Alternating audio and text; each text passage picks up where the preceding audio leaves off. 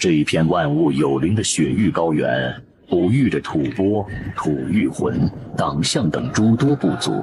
贞观7年，年轻的松赞干布一统吐蕃，迁都罗谢。而千里之外，天可汗李世民的目光已穿透风雪，落在这盘震古烁今的九州棋局上。吐谷浑的慕容浮云似乎又在召集部众，磨他的刀了。20年前，隋帝杨广亲征，虽重创吐谷浑，使其失了4州之地，但百俗之虫死而不僵，其国力依旧强于今日之吐蕃。是啊，各部的首领像雪山上的孤狼，心中只有自己的家族和领地。我的号令有时甚至传不出这红山宫。吐蕃正在崛起，但雏鹰最大的威胁从来不是远处的风暴，也不是身边窥伺的豺狼，而是巢穴本身的不稳固。如果吐谷浑真踏过边境，你说项雄的琼宝邦色，他会将全部兵力交给王庭，让我来统一指挥吗？天地齐，乾坤借法。福将，宋革错节目之名，召唤水之本源。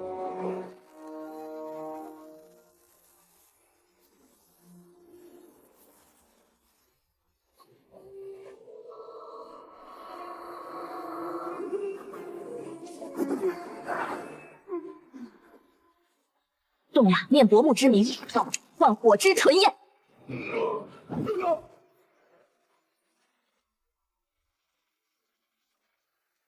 中原道家，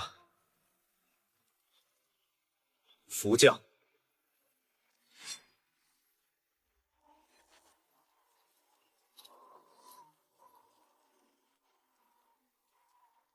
4年前，就是这柄刀刺杀了我中毒的父王。这柄凶刃，为什么又回到了红山宫？窗外是谁？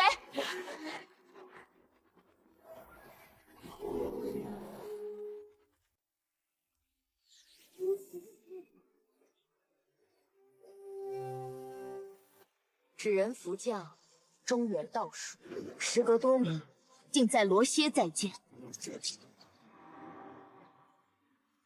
哼，中原道术比雍仲本教的神通如何？谁在那里？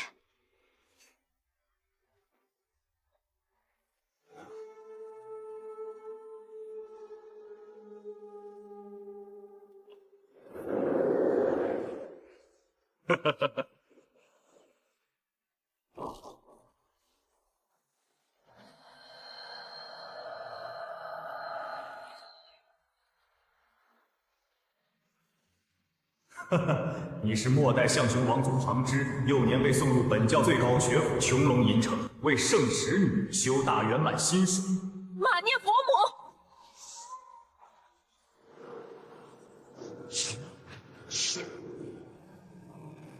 你天资过人，勇猛精进，12岁就已经修到16层，大圆满1步之遥，象雄之内震古烁今。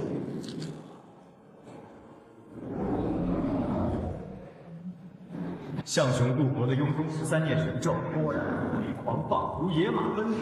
可惜强照托嘎节目之苦，心脉已伤。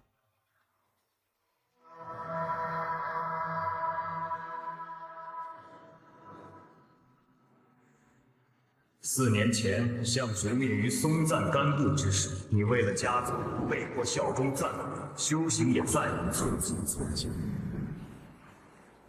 北行转轮如此精纯，对吐蕃政局了如指掌。唯有20年前随前朝隋帝杨广征伐吐谷浑吐蕃的那位出身武川、身兼佛道之长的统兵大将。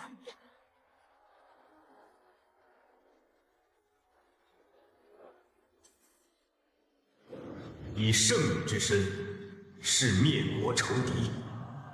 雍仲噶尔玛，你的圆满修在何处？革错结魔，明！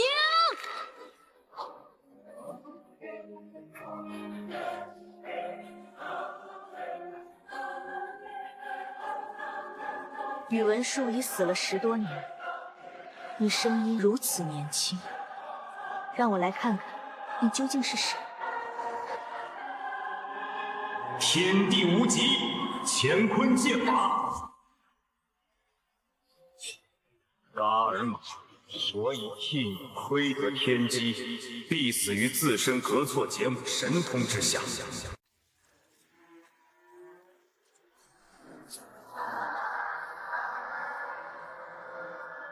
吐蕃本无佛法，大地自有其律，万灵自有其神。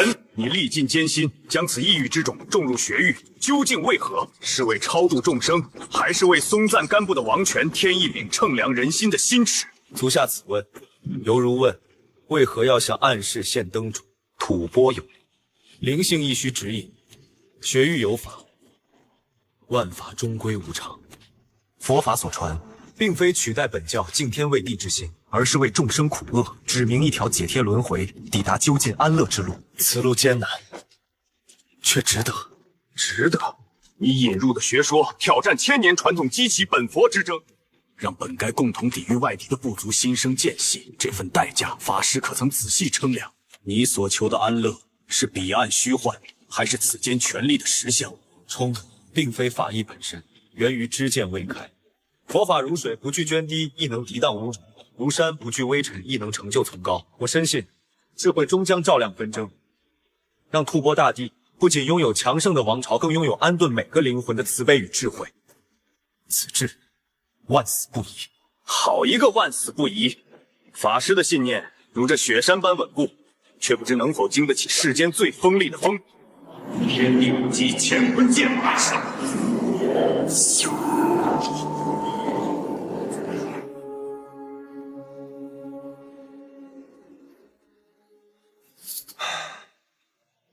足下对中原道家抽砍田离、操控影医之法运用如此精妙，更兼言语间深谙吐蕃政局纷扰。洪山公之业以指符代行，御史影任想必就是足下。我却不解，足下既有如此神通，一击不成，为何不继续行刺赞普？亦不远遁千里，反而在此与我论道斗法，纠缠不休，究竟是何意图？这片雪域最大的变数，不是赞普，而是你。至于赞普，他的路还长。法师，我们会再见的。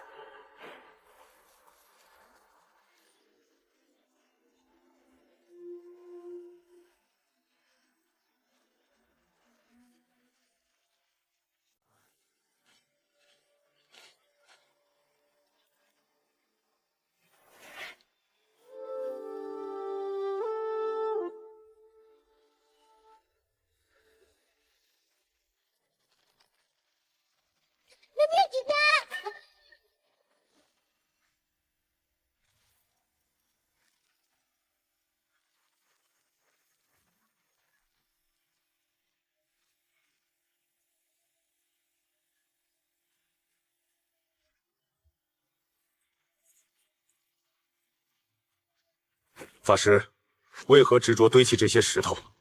他们真有灵否？石本无言，人心复灵。堆积非为求佑，而是讲辅己心。每放下一块，便是放下一种我执。万法缘起，石阵亦是一场观修。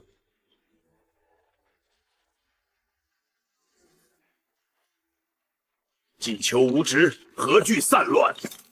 你这般刻意维护，岂非又着相了？着相者见实为实，不着者见散意为原版。刻意与随意，皆在一心流转。好个一心流转！那便试试。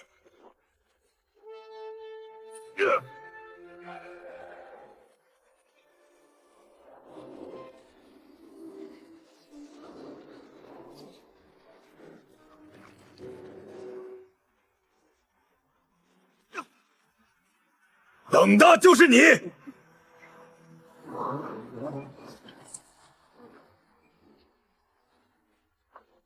扎顿昂格战！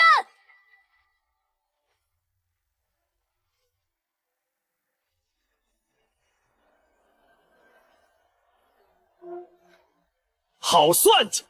以佛心为饵，以山河为楼，以念神为锁，可惜神会以天地流变，奇门星移。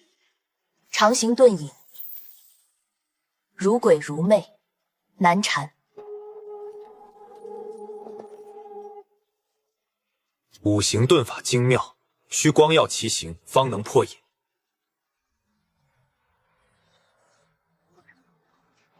吐羽魂白兰圣女慕容玄，其星翼秘术可引星芒照彻幽冥，或许能克此疗。吐玉魂与吐蕃虽唇齿相依，却自隋朝以来便现驱虎吞狼之局，当下时局微妙。他岂会愿来罗些元首？这般天象异动，于精通星意者而言，犹如暗夜明灯，只怕不想来，也不得不来了。星陨如雨，是天穹不得已而气出的劫火，还是执起者以苍穹为凭，落下的又一记妙手？法师自落沃归来，见闻必疯。彼地山神仍只听本教法师驱策，不知赞普号令否？赞普说笑了，山神自在如云聚散，何曾真听凡人号令？便是本教法师，亦不过借天地之势，诵古旧之章，代传神谕罢了。至高之力自在苍穹，不属人间王座，亦不属任何庙堂。哦，那依法师之见，吐蕃万千百姓所求的秩序与安宁，该由云散聚散来定，还是该由一道能贯透雪山的号令来定？秩序如玛尼石堆，需一时一时亲手垒就，强行推倒重来，只会让碎石各伤后来者的脚。赞普雄才，自有名断。三位青年才俊联手伏击，竟仍让刺客遁走，然则总该有些蛛丝马迹可照亮暗处吧？内相，此人神通诡谲，五行遁法精妙无比，尤善操纵光影尘埃，更兼极纯正的中原玄门根基，绝非寻常修士。其力中正而沛然，法度严谨，能有此修为者，必于长安受过严苛传承。此人极大可能来自于大唐司天监。山烈，你的父亲，党项拓跋部的头人，身体还硬朗吧？冬日牧场风雪，可还温顺？劳赞普挂心，父亲健壮的像头牦牛。党项人永远铭记与吐蕃的盟约。法师结印引气，法度森严。听闻中原洛阳慧远法师的传承，亦重法相观行，却不知法师的传承与长安、洛阳的佛学可有渊源。家师天竺济护，吾师所传乃那烂陀寺正法，观起性空，修如来藏心。佛法如雪山融水，清净无垢，流经何方，便滋润何方，无东西南北之分，更无天竺、吐蕃、洛阳之别。雪域苦寒，生灵呼吸皆与天地交感，自有其律。天竺温热的智慧之花，真可以移植到吐蕃的风雪之中吗？佛法所言智慧，非依水土而生，乃源心性而起。正如阳光普照，无论雪域还是天竺，其暖无异。心法无碍，然仪轨万殊。我本教诸神自象雄先祖时代便守护此方天地，与子民同息共振。外来之法，纵是妙法，又如何能如本师神般听得懂高原每一次风雪的心跳？佛法并非要取代本地神灵，而是愿为众生与诸神指明一条超越轮回苦厄的究竟解脱之路。此路万灵平等，好一个究竟解脱！如此说来，赞普欲集权于王庭，终结贵族纷争，法师与你所传之法，便是那最适合的天梯了。佛法果真愿成为王权手中那柄最快的刀吗？佛法是人心的镜子，能照见贪嗔，亦能映出慈悲。它可以是刀，也可以是药，全凭持者之心。正如本教万千念神，法力无边，却各守一方。这固然是古老的智慧，但当吐蕃需要一种能凝聚万民、超越部落神灵的共同信念时，古老的教法是否也正渴望一种新的呼吸？禀赞普，白兰圣女慕容玄，车驾已至罗歇城外20里。为促成吐谷浑与吐蕃盟约，圣女月前便自海西启程。此事绝密，唯暂不与我知晓。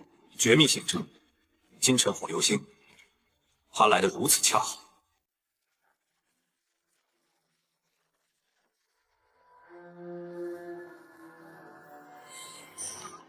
玄姐姐，你看那边戴绿松石帽子的商人，赞普的宫殿真的就在红山上吗？你说松赞干布到底是个什么样的人？他会听我们可汗的话，一起对付那边吗？赞普年少雄主，心智岂是旁人能轻易揣度？他与长安是战是和，皆系于吐蕃之力。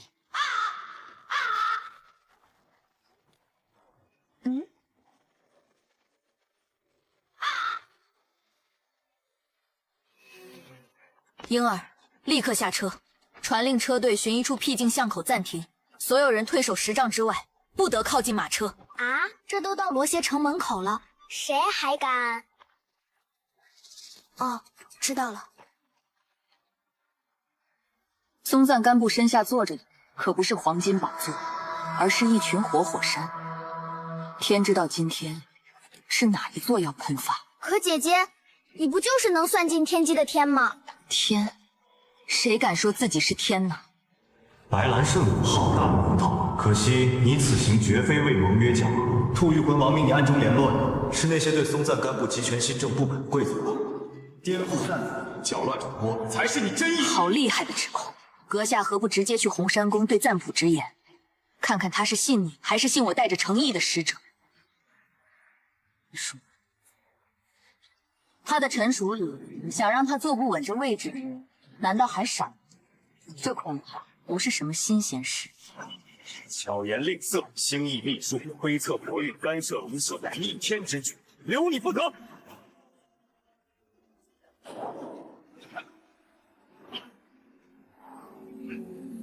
果然邪门，贼子！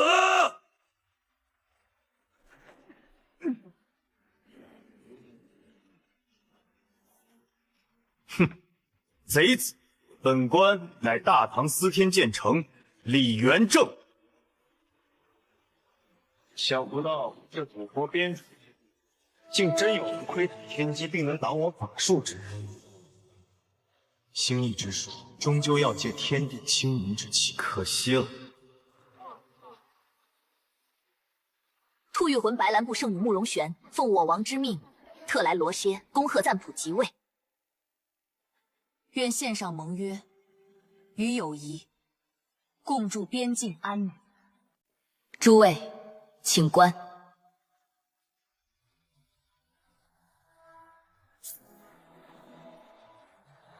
天地一念，星辉有灵，万物运行，皆循其轨。下应地水火风之变，上气承铸坏空之律。吐谷浑兴义之术，承自中原大谶纬术之一脉，融阴阳枢机之理，究天人感应之妙，可视为窥探天道运行的一面镜鉴。紫微垣动，地星昭昭。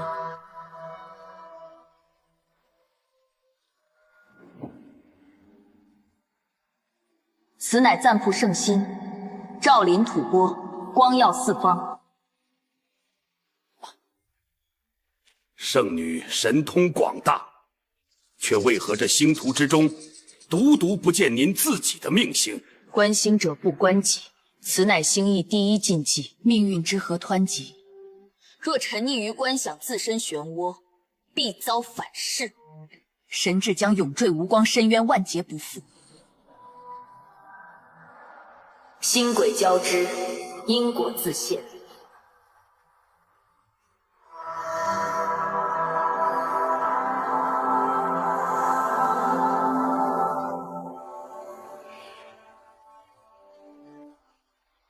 内相，您与大唐司天监的那位李成见过面？这交织的星轨，究竟是天道运行的真实之形，还是你白兰圣女精心演绎之意？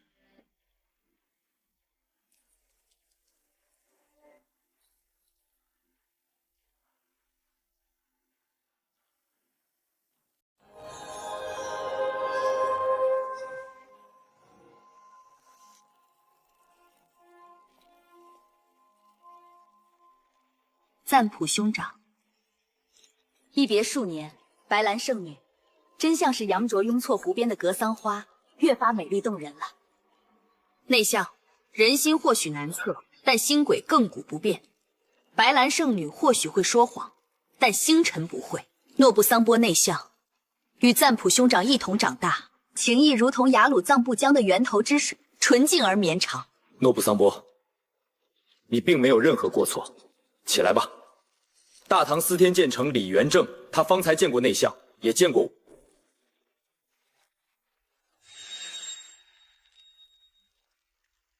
2个月前，大唐魏国公兵部尚书李靖已彻底平定东突厥，丝绸之路北道畅通无阻。接下来，朝廷的目光必然转向南线，我们脚下的青海道，这条连通东西的黄金商路，大唐绝不会容许它掌握在任何别人手中。20年前，隋朝皇帝亲征吐谷浑的一幕，或许即将重演。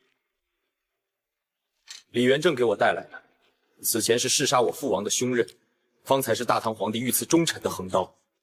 李元正请求我配合说动白兰圣、佛门正法和党项立誓，与雍仲本教13念神传承者共赴长安，听候司天监差遣。吐蕃、吐谷浑、党项，我们本是同一轮太阳照耀的鹰群，即便利爪相向，那也是长生天赐予的魔力。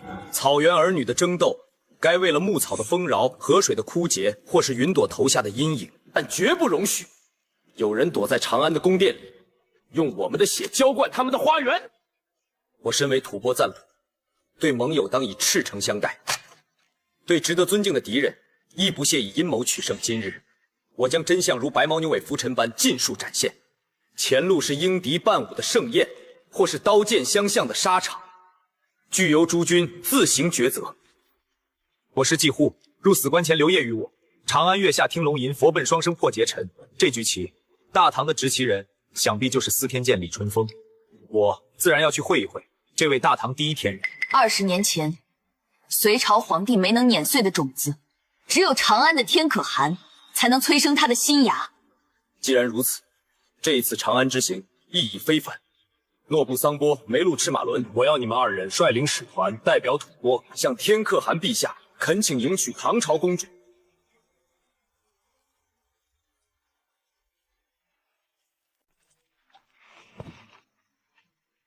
昔年旌旗蔽日，西巡张掖，万国来朝，何等气象！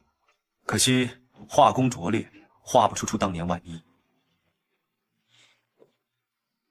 赞普已决意派出使团前往长安。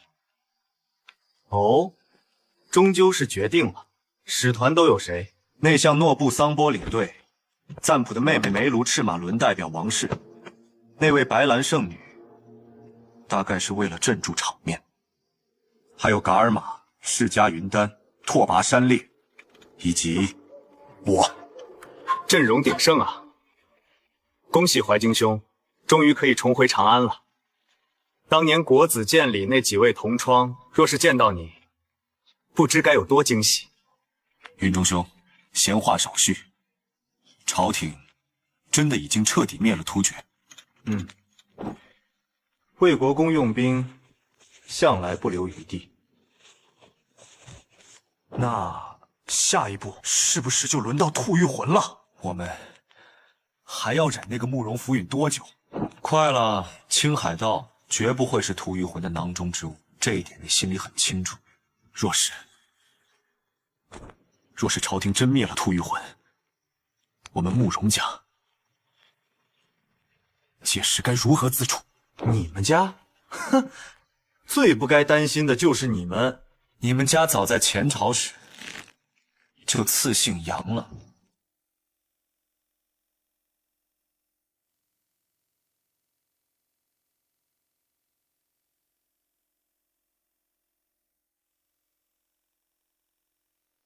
大不了举家迁回长安，天子脚下自有你们的富贵。你之前说过，此行意在震慑搅局，并非真要杀人，所以我提供了些许方便。但今日你对白兰圣女是真的动了杀心。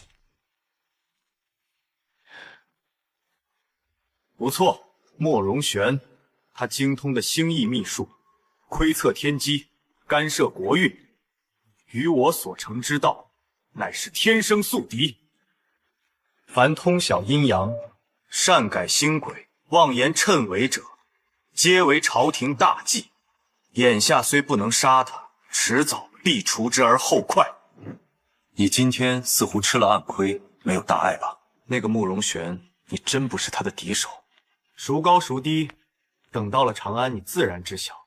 那你接下来有何打算？我此行的使命，你知道和你不知道的都已了解。长安事务繁多，我必须尽快回去复命。既然你们使团要来长安，那我便在长安静候诸位大驾了。希望到时我们能看到一个更清晰的局面。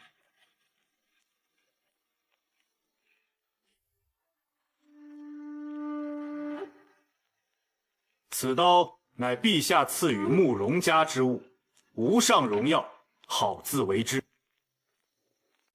大不了举家迁回长安，天子脚下自有你们的富贵。你之前说过，此行意在震慑搅局，并非真要杀人，所以我提供了些许方便。但今日，你对白兰圣女是真的动了杀心。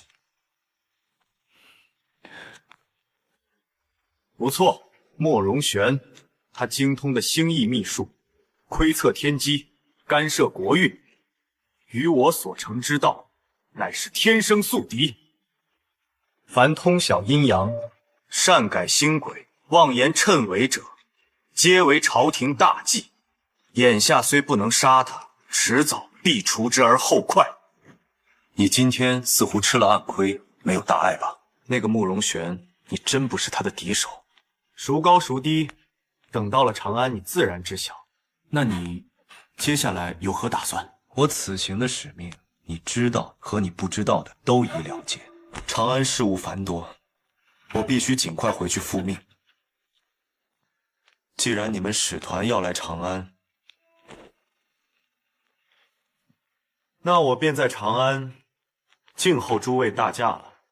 希望到时我们能看到一个更清晰的局面。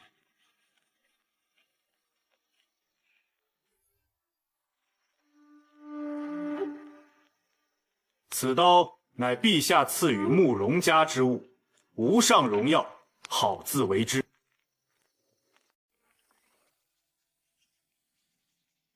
法师的佛法如静水深流，能照见万物，却不起波澜。我的星羿之术却总要搅动风云，才能窥得一线天机。万法同源，皆求真理。星轨是天道之际，佛法是天心之境。寂与静本无高下，为观者用心不同。如今局势纷乱如麻，暗流汹涌，赞普欲集权，贵族怀异心。大唐铁骑刚踏平突厥，风笛已指向青海。在这样的漩涡里，法师要如何传法？风越大，越显磐石之稳；浪越急，越需灯塔之光。纷乱之地，才是最需要慈悲与智慧之处。佛法不择地而生，只问该不该为。那长安洛阳的佛法与法师所传可有不同？此去长安，若生教义之争，法师可有所备？佛法如水，气敏方圆，水行易变。长安重易经变异，罗歇重实修正悟，差异自有，却同出一源。若生争执，便是修行契机，何须惧之？然则圣女屡言星轨，这令人目眩神疑的星辰轨迹背后，究竟是何本源？白昼殿中所现，究竟是天道自然，还是人心投射？我愿借赤马伦夫人之言作答。星羿之术，唯独绝不能依从施术者内心喜恶，去歪曲天道运转，此乃第一铁律。所以，圣女此刻与我说的话，也如同推演星轨一般，恪守此律，故而句句可信。我问过，法师也是出至罗歇不久，朝廷的西海棋局，法师本就毫无干系，为何偏偏也是此时到来？赞卜雄才，或可容忍新传佛法，但美巴尔法师为何也能容忍？噶尔玛更是对你毫无敌意，这绝非偶然。因为我对任何人都未曾起过一丝敌意。天道幽深，并非全不可测。佛家虽不重预测之术，却深究因果之道。若我告诉圣女，我知晓此时此地会有一支使团前往长安，而我卷入罗歇这重重因果，正是为了随使团同行，圣女又会作何想？旁人若听此语，必定以为你疯了。但你知道，这或许就是实情。世家云丹，你须知道，在这星空之下，我之实力最强。你不可能以言语讥讽，乱我心智。我若是李元正，就绝不会选在光天化日之下偷袭。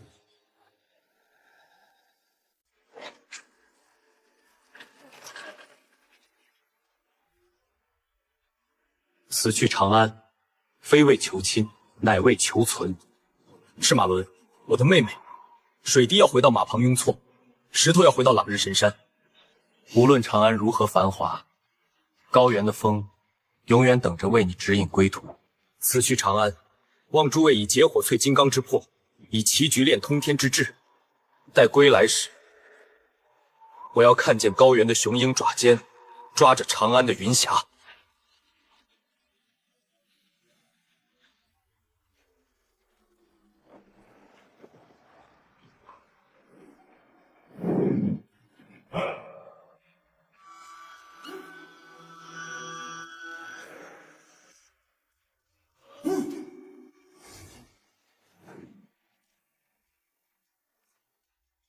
陛下新闻赞普遣使通好，心甚慰之，特命我等在此接待。吐蕃与大唐睦邻相属，乃苍生之福。东突厥已平，丝路青海道恢复畅通，指日可待。朝廷欲设置西海盐铁校尉一职，总揽商税稽征、茶马互市、道路护卫之权。此职责任重大，需熟悉边情、公允持重之人担当。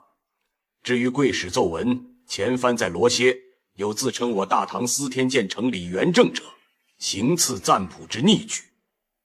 陛下闻之震怒，已责令太史令李淳风限期3日彻查。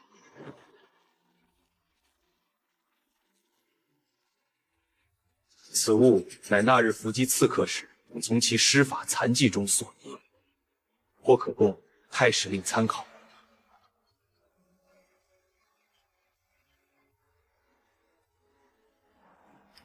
这一枚纹饰乃攀螭镶北斗，铜质掺有金血，是大兴皇帝不是，是隋高祖文皇帝入殓时特铸的9981枚镇灵验圣钱之一。他们本不该再见天日。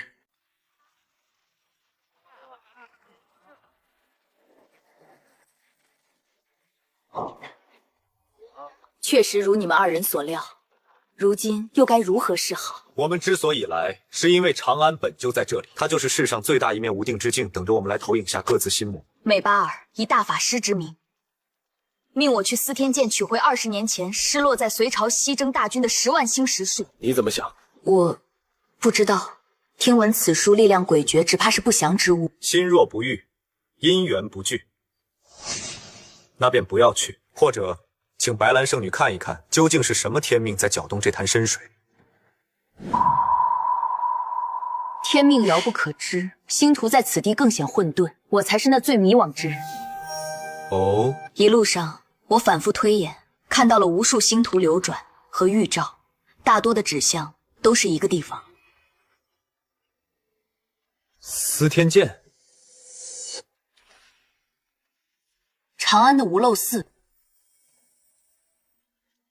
隋文帝杨坚和隋炀帝杨广都笃信佛教，在长安广建佛寺。这其中，灵感寺是皇家寺庙，其地位崇高，建筑规格也远超寻常寺院。大唐立国后，太上皇曾一度抑制佛教，灵感寺才改名称为无漏寺。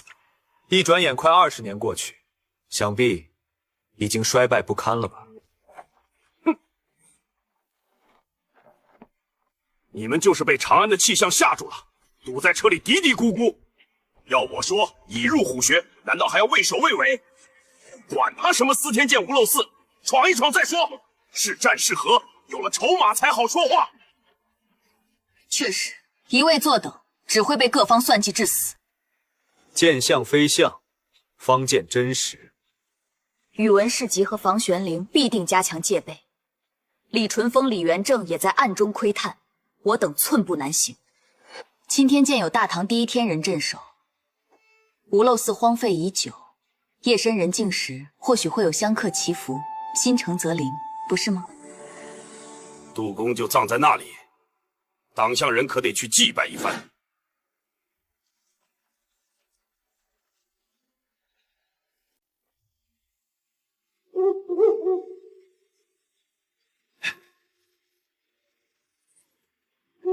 就是这里，分头找找。杜公的灵塔。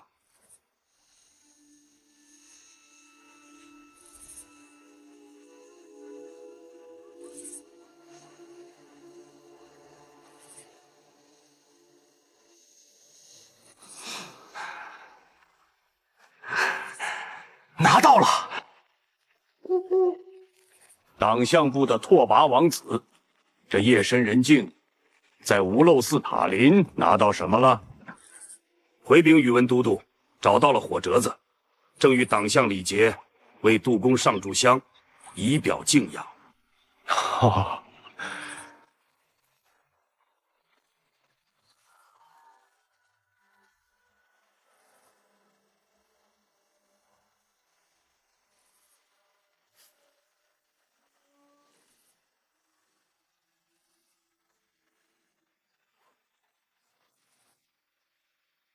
李令君通晓三教，原来早已经修得身外化身。天道无亲，至圣未必有情。禅心通明，天道定然存真。你须记得，此刻的禅心通明。10万星石术出自项雄，李令君可否归还？归还这个词用得当真是好。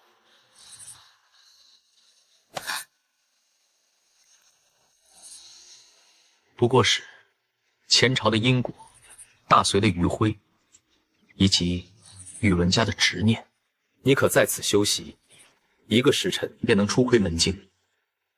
许多人都在等着你学，但与你不学，或许更好。许多人，也包括李令君吗？天道自然，他只管完成一个又一个因果循环，至于期待，不过是轮回缝隙里的碎光。那屋中有人在等你，是谁？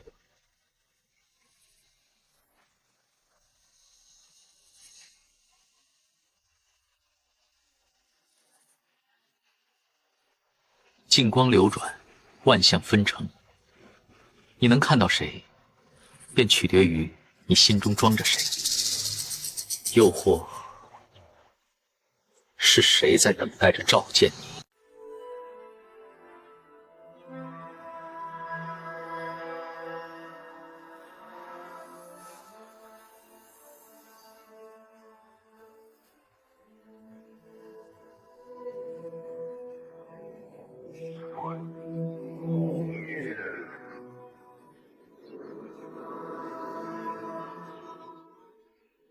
世家允丹见过大唐皇帝，天可汗陛下。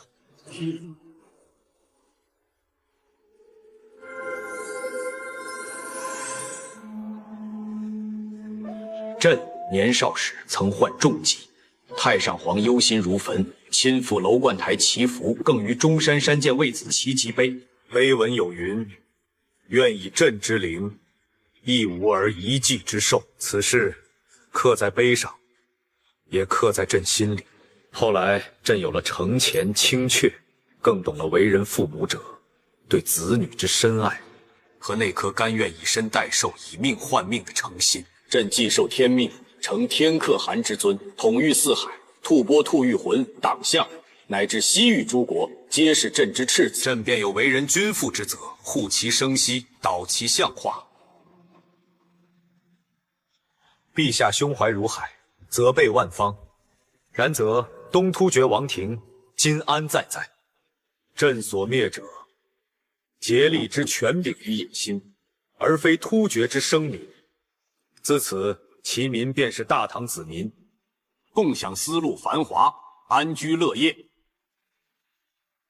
陛下日理万机，多少使臣在长安苦候半载，犹难睹天颜。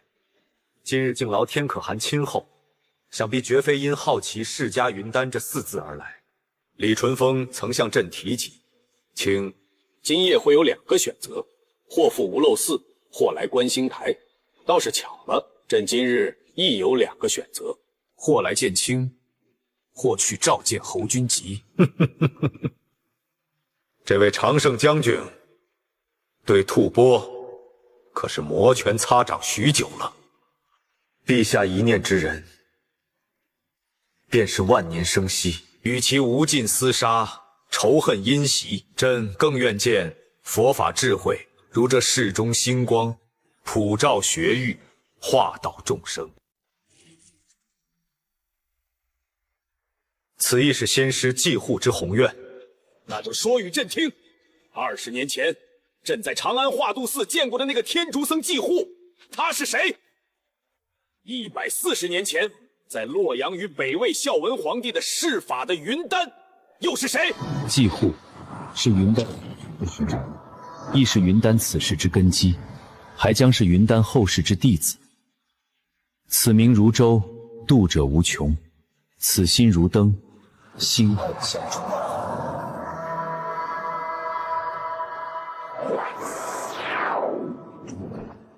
名相有殊，法脉为一，色身有异，宏愿无别。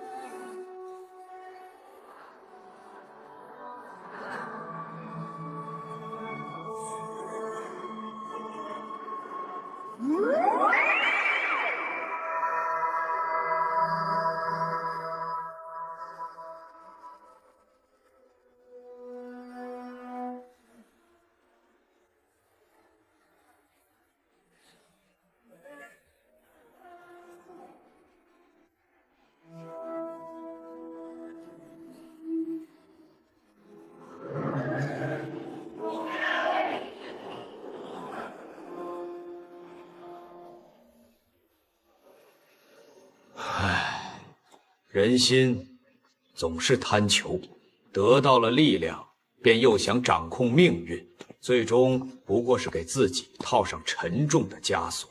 朕在此见卿，自然为吐蕃之前程，但朕也想亲眼见见释迦云丹，究竟有几分故人之姿。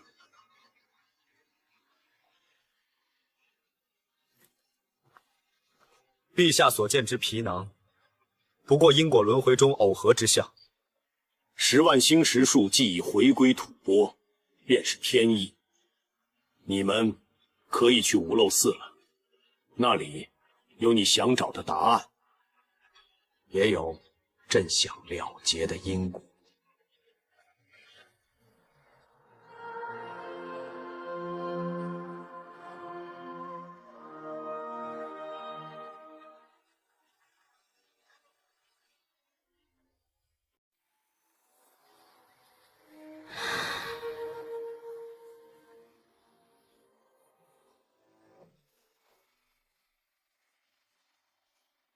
波堂同源，龙气共续，星石为锁，逆作囚笼，引彼龙气，赐我大业，万事为基，永镇此方。你就这破竹板，你自己来取不就是了？破主板？哼！尔等旁门左道，岂能窥见此地真相于万一？天地无极，乾坤借法，看清了吗？此乃宇文太师亲部融合玄门最高禁制与10万星石术精髓的九幽镇龙大阵。这便是此阵的钥匙——地脉镇魂杯。我师尊推演过无数次，唯有吐玉魂星意秘术的纯净星力，才能将它从阵中取出。你也休想走！如今杯已离位，大阵已然发动。你们好好享受这镇龙大阵的玄妙吧。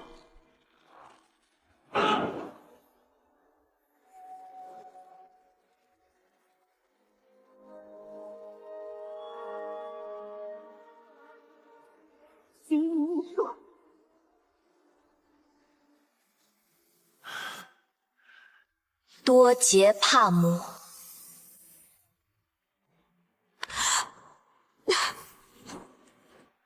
大唐皇帝究竟想借我等之手，在此了却怎样一段连他都无法斩断的因果？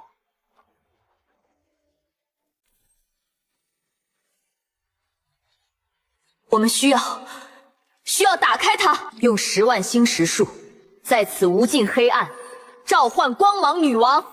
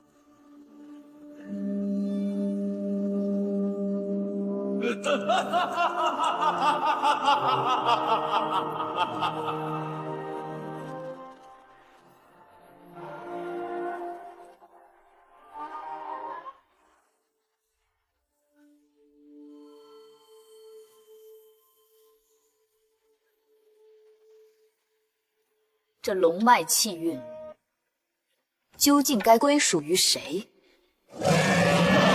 竹青出力不少，朕终于可以来到此处。此间龙气源于掠夺，生于诅咒，基于怨恨。玄武门之变也因此阵暗中作祟。此阵不破，大唐皇室永无宁日。今日，朕愿以大唐天子威势，借天人之力，与尔等共破此阵。此20年满溢之大唐龙气，自会分赠诸位。此乃因得之报酬。既然与朕与大唐结下更深之因果，便要承诺终身附庸大唐。得失之间福祸相依，是自取此龙气而承其重，还是弃之而保次？选择之权在尔等各自之手。九幽镇龙大阵，乃宇文述窃取大业殿30万吐玉魂亡魂愿力所铸，关中藏传国玉玺碎片，也有安山遗骸之力。李淳风推演过，朕借天人之力镇压慕容氏星意定其矛，象神秘术镇其魂，佛门正法护其道，党项神力断其根，五方协力，缺一不可。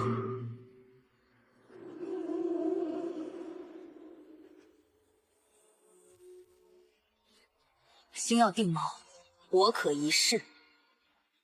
然怨魂反噬，非星力可挡。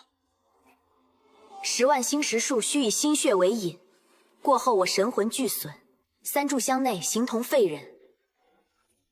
我当竭尽所能，以金刚界曼陀罗护持2位周全。善，功成之日，朕绝不食言。朕以大唐天子之名，借李淳风天人之力，破阵。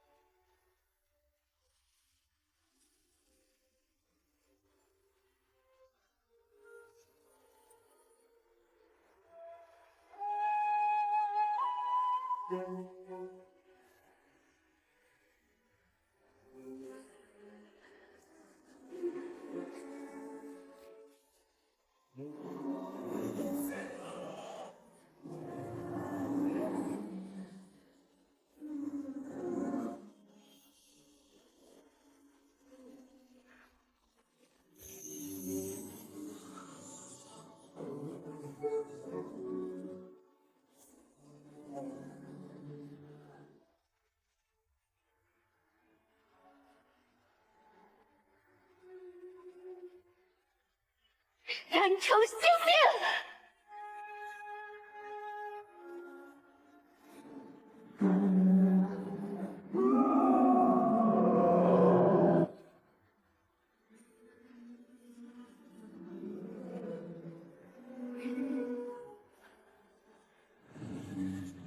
竟敢行此窃国之举，欲将这大唐20年气运带回吐谷文。李淳风，拿他们回来！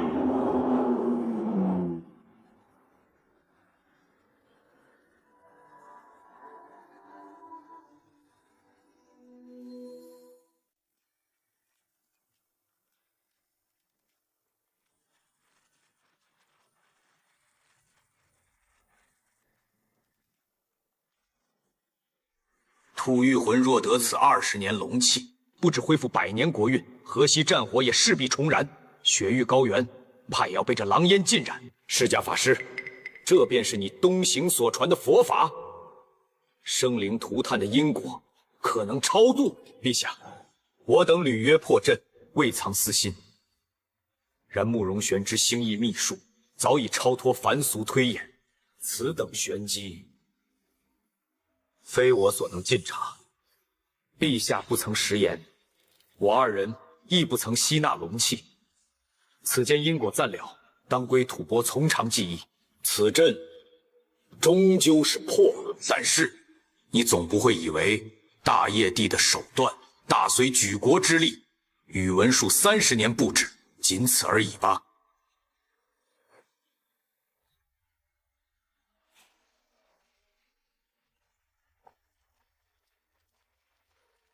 下臣诺布桑波罪该万死，未能察觉慕容氏包藏祸心，致使大唐龙气有失，请天可汗治臣失察之罪。吐蕃愿献2马3000匹，黄金5000两赎罪，但求陛下暂息雷霆之怒，给我等查明真相之机。太史令查实，司天监李元正3年来未离长安。赞普遇刺一事，吐蕃自行彻查。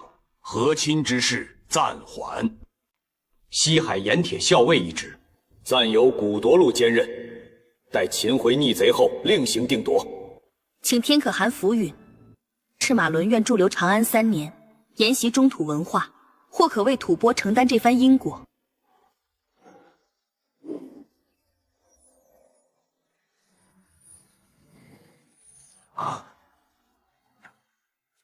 此女地脉因龙气骤失而生缺漏，公主命格奇特，竟能自发平衡阴阳，或恰合天道补全之术。拟制，吐蕃赞普梅卢氏慕我华风，请留京师。朕甚加之，可于鸿胪客馆安置，一应禄赐共馈，以亲王长公主力，复所思施行。陛下天恩浩荡，赤马伦感激不尽。得留长安沿袭上国文化，实乃吐蕃之幸，赤马伦之福。必恪守长安律仪，潜心向化，以报陛下今日之隆耳。此处地邪，莫要让旧境召新人。已在追了，已追至城西300里。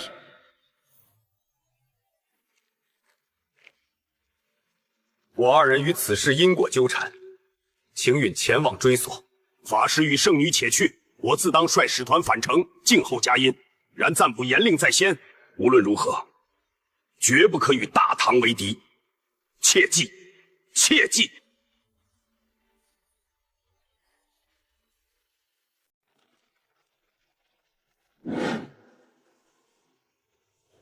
我整夜在想，慕容玄这局棋究竟落子于何时？是破阵刹那，是入长安前夜，还是……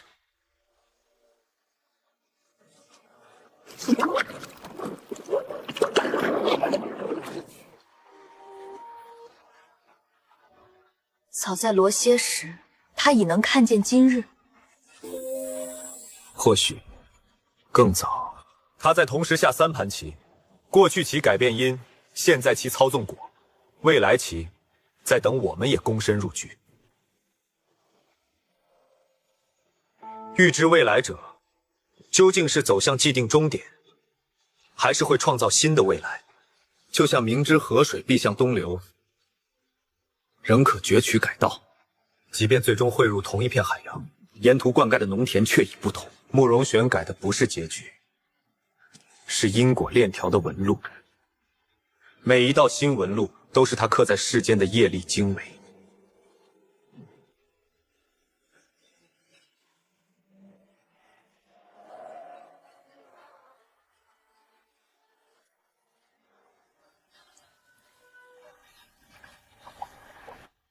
镜子，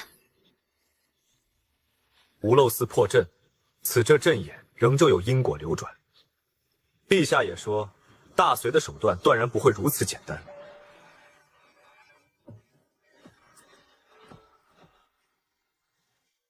会不会有第2阵眼设在了河西？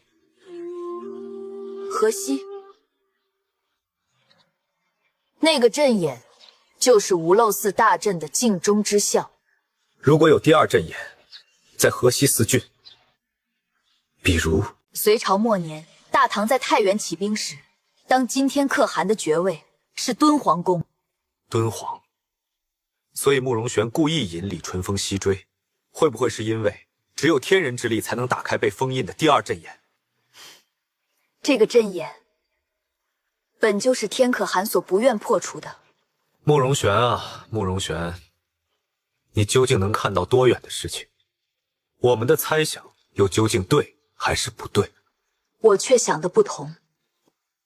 你说，他是在拿我们当棋子，还是拿我们当做伙伴？你看这柳絮，风起时同渡关山，风止时各落江河。修行路本就如星坠孤峰，何来永恒同行的伙伴？强求同行之念，不过是给离别多添一道刻痕。哼，纵然不是伙伴，我也不想被人愚弄。可他若真存愚弄之心，怎会由着你我看穿这满盘星途？与其防备慕容玄，我倒是更担心李淳风。他那神鬼莫测的3教合流之术，这位第1天人恐怕比我们多活不止一世。我也觉得不是这位太史令的一合之敌。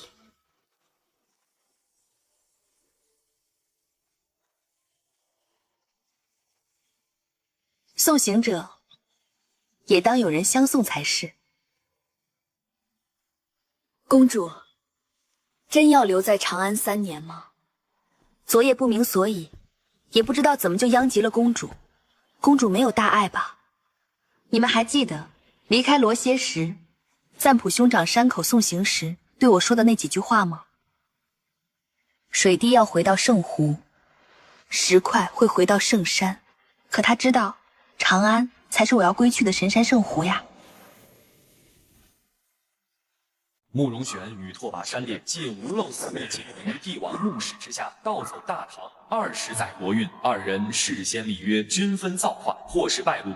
太宗龙颜震怒，特遣李淳风独身出猎，其人执掌天道玄宗，术法逆天，仅凭一己之力，便可千里追命，生死紧随。二人仓皇逃窜，遁入陇南万壑神山。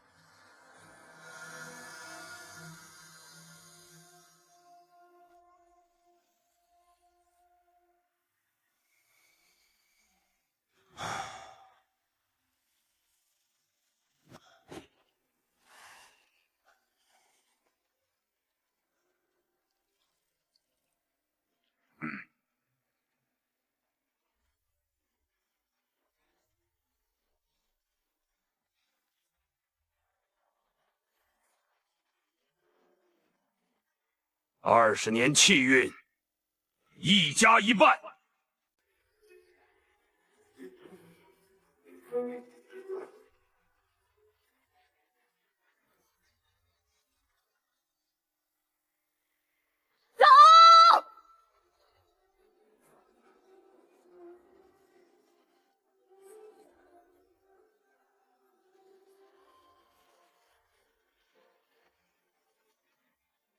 连生淤泥，偶藏浊水，身外有身，非幻非真。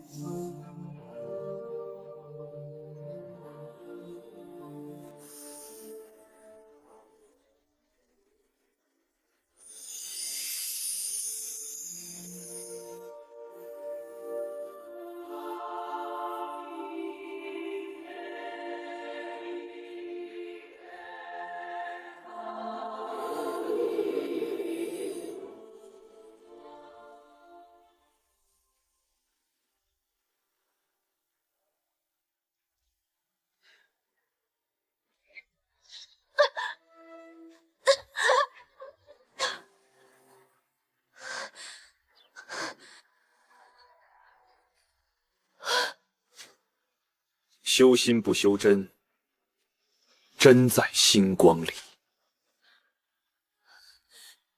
走。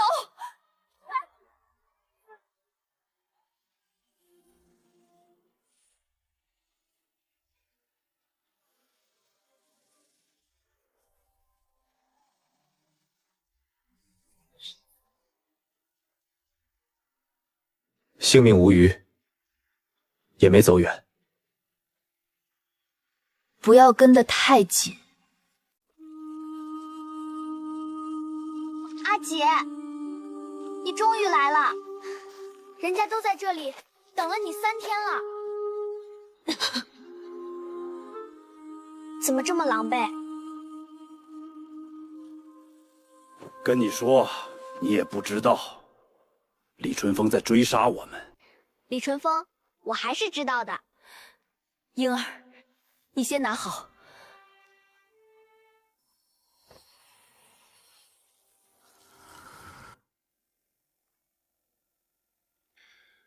白兰圣女，从星轨里，你究竟能看到什么样的预言？你看到的或许并不是真实的，恰恰因为你看到了，所以才会走向这个结局。比如呢？比如，你推演星图时看到了无漏寺破阵，看到了20年龙气，看到了我们会拼死抢夺气运而远遁。但是，如果没有这次推演，很可能我们就会像云丹和噶尔玛一样，接受天可汗的条件。有道理。因为你看见，你确信，你努力，最终你到达。所以，你推演星轨，究竟看到了什么？我可不想死得不明不白。推演的结果，我不记得了。贱人！阿姐这个心意秘术用得越狠，反噬也越强，施展星陨劫盘，甚至会迷失于虚无。或许这就是老天的诅咒，也是预知未来的代价。那下一步如何是好？这是何处？凉州城外30里，天梯山石窟寺。我们为何会在这里？阿姐，你带我们叫我来的来的呀！你们在长安，这是犯了什么天条啊？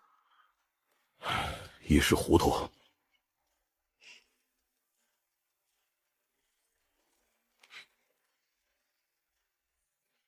60年前，这是北周武帝宇文邕灭佛之地，此处有天时地利，借助此地的布置，我们有机会灭杀李淳风的僧人化身。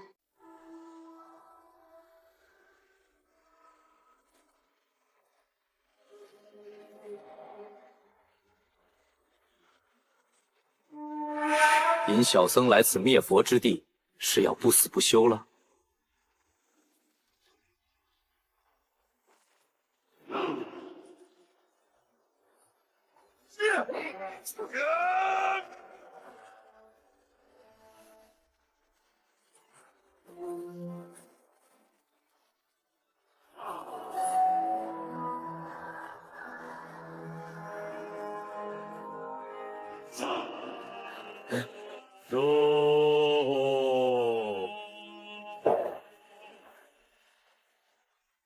妈！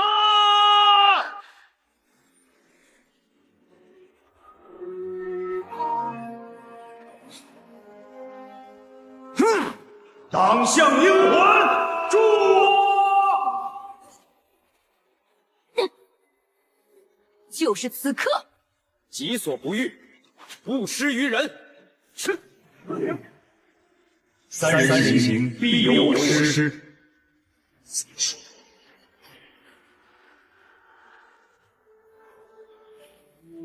君子不器。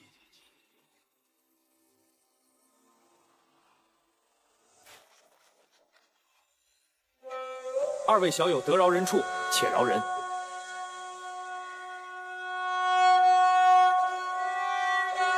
走。岁寒，然后知松柏之后雕也。下次莫要这般急躁了。李淳风这3尊身外化身各有神通，北周武帝的灭佛大阵都还是让他逃出一劫。究竟是他逃过一劫，还是那劫数本就是他算中之物？终究是引来他第2尊儒身，他的佛身也受了重伤。天时地利独缺人和，若噶尔玛和云丹也在天梯山，他们岂敢轻信你这算尽苍生的白兰圣女？信与不信，因果丝线早已将我等缚成死结。他们此刻当在此间。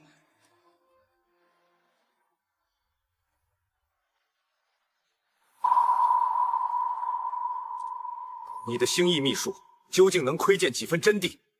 是未来既定之命轨，还是你我共织之罗网？永嘉之乱，慕容鲜卑铁骑威震中原，但我们这一支却逐水草来到了西海。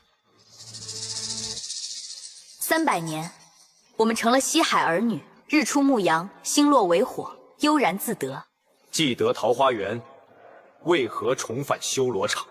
只因大业5年那场天威，隋炀帝踏破王城，宇文述以9幽镇龙阵炼化了我30万族人，我们失去了4州之地，幸存者被赶进吐蕃与党项的夹缝求生，3族挤一团，互相撕咬，才是吐蕃内乱、赞普被弑、象雄混战的根源。所以，长安破阵是吐谷浑20年的谋划，不是20年，而是3年。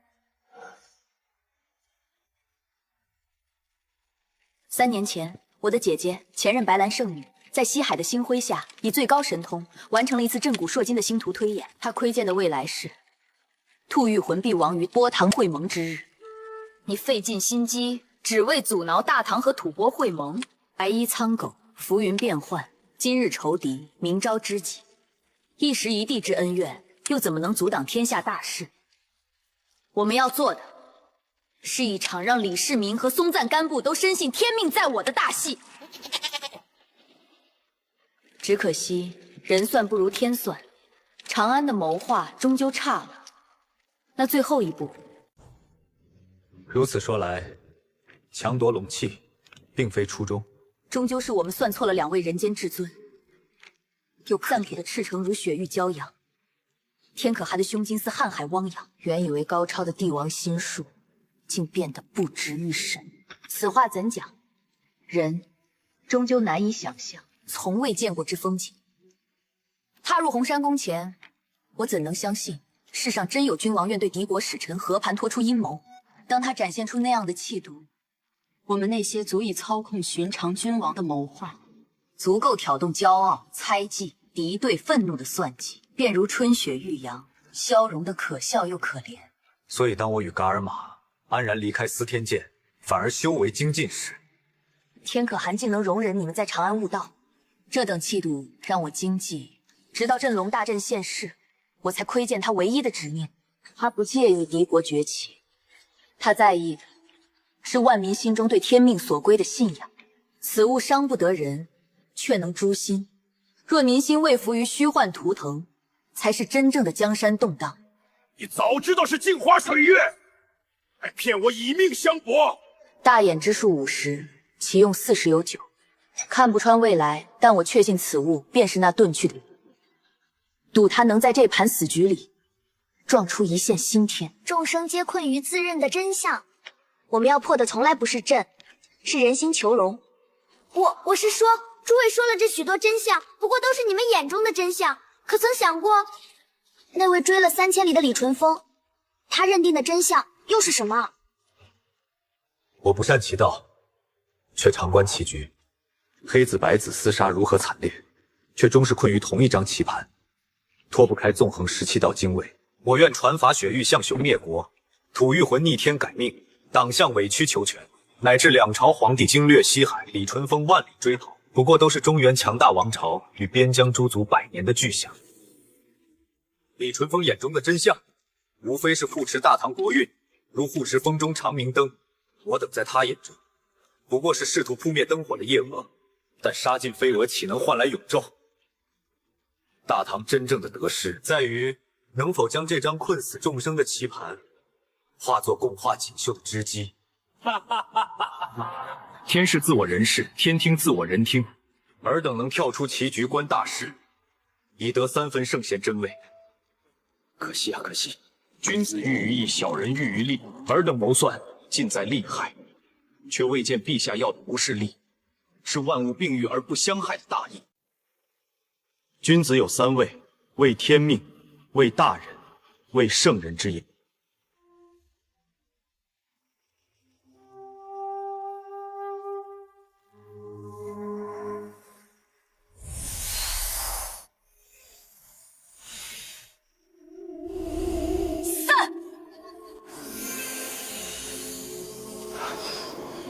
拓跋，朕逊位。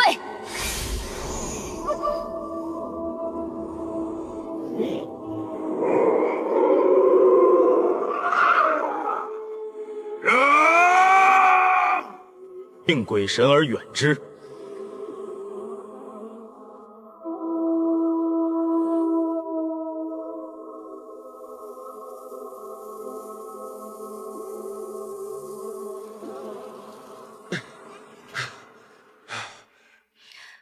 救还是不救？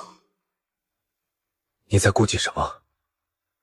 内相有过交代，不能和大唐为敌。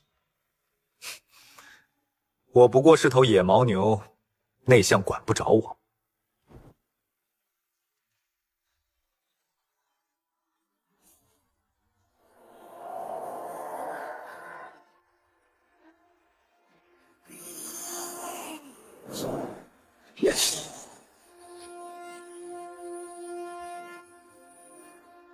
仁者必有勇。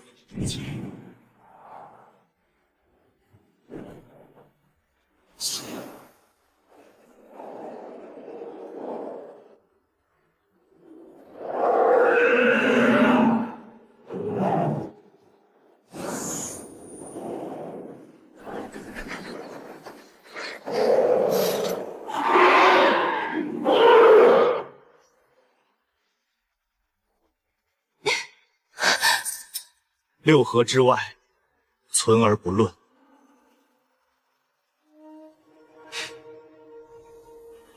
待佛道二身齐治，再与诸位论一论君子不器的真谛。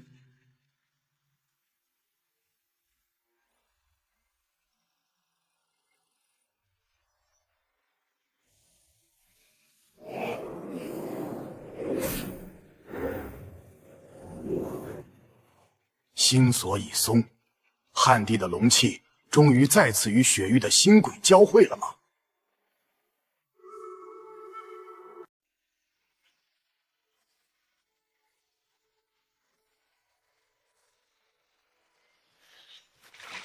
阿姐，你看，桃花落在溪水里，像不像星轨沉进银河？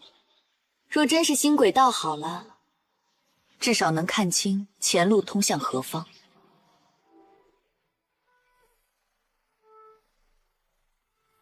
云丹法师，你们佛教总说众生平等，可本教84000神灵各司其职，雪豹守护猎场，牦牛赐福生育，连秃鹫都负责引渡亡魂。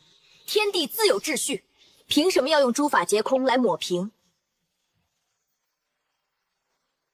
本教教人如何活得丰盛，佛法则想说，连这份丰盛都无需执着。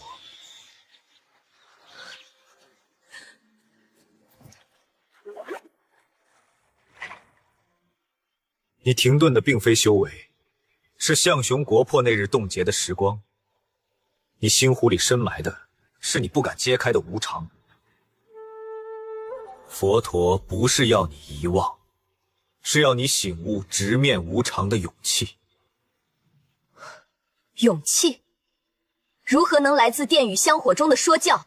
不是说教，而是醒悟。万法本自具足，没有什么需要找别人讨要。起风了。山上的天气果然像孩子的脸，说变就变。可能是李淳风本尊来了。这是大唐凉州副帅的旗帜，不下3000骑。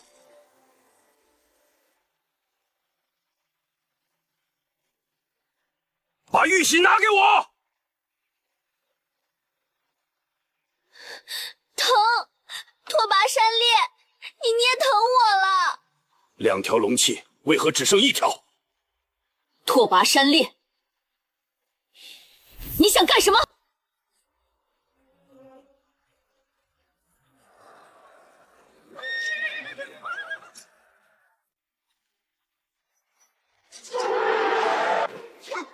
此战之后，你自会看到真相，请相信我。哼！多杰帕姆，信他。哼！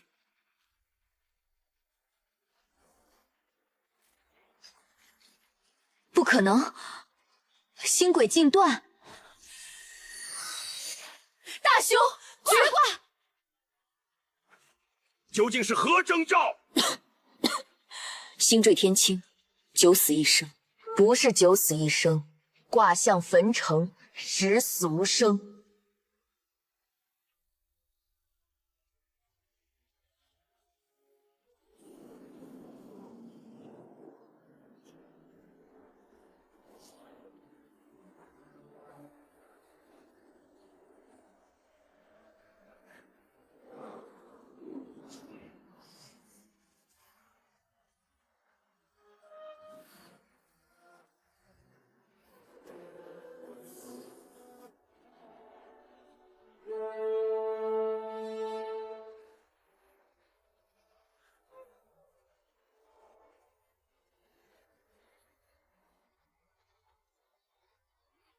我来助你。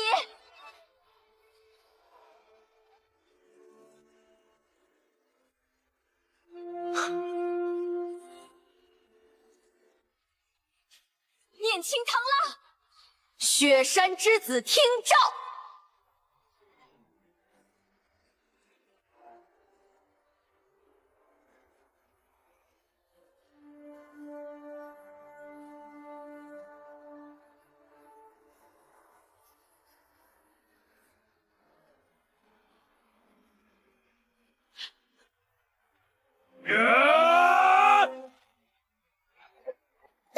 等桃木剑彻底引动9天玄雷，等藏身云中的窥视者出手抢夺龙器，那时星轨与人心都将达至巅峰，才是落子的时刻。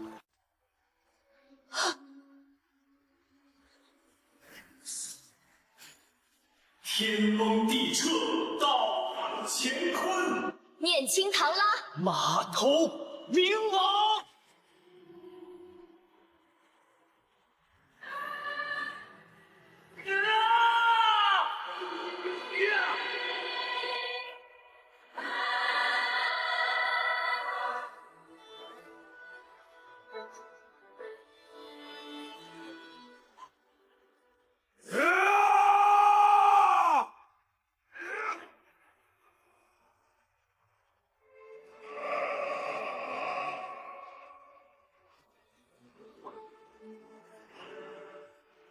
阿姐，就是此刻。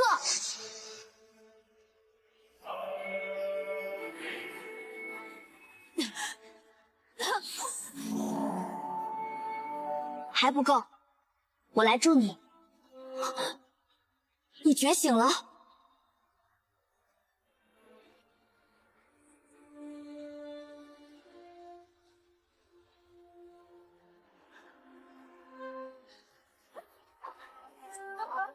再见，姐姐。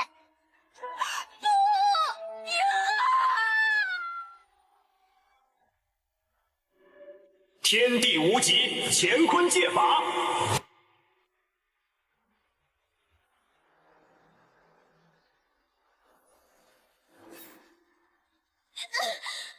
以我血脉为引，以龙气为秤砣，以七连地脉为星盘，星陨劫盘，逆天改命。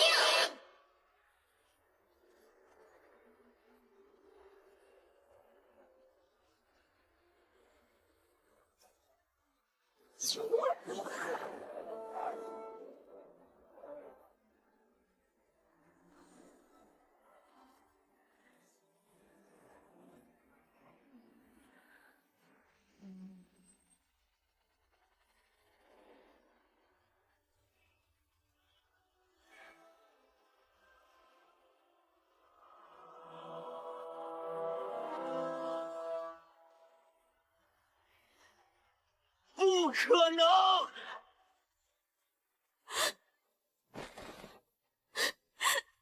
婴儿，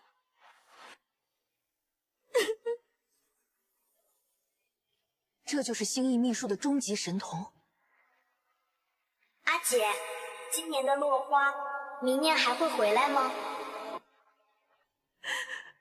婴儿不会回来了。她不是我妹妹，而是我的姐姐，是3年前在西海燃烧星盘的白兰圣女。她被星劫之力反噬，失去了所有神通和记忆，就连样貌也退回了少年时。我推演过千百遍，唯有长安龙气能重燃她的智慧之火，让她在凉州等候。本是要用这龙气做药引，多可笑啊！若不是处心积虑为救她，她反而不会踏进这死局。因为要救她，所以她只能死去。这星翼秘术究竟是恐惧的解药，还是无知之祸根？当年动心起意，如暖阳初生，普照万物，岂能因结果浑浊，就否定起初的纯净善念？他何时记起一切的？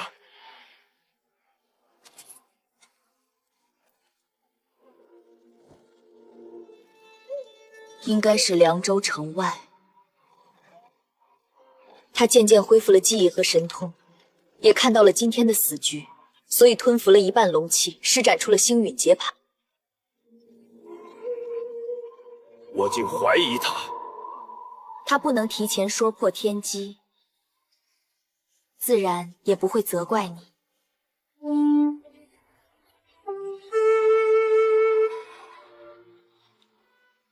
Om Amoga Bayorokana Mahamudre Mani Padwa。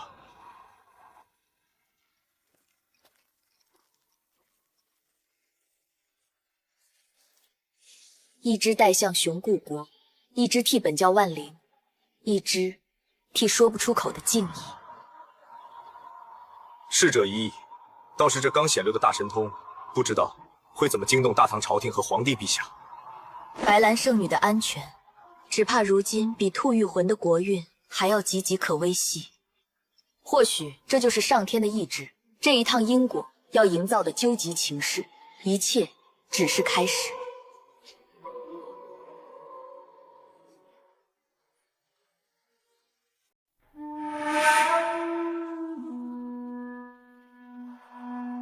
桃花落尽春还在，星轨逆乱劫未消。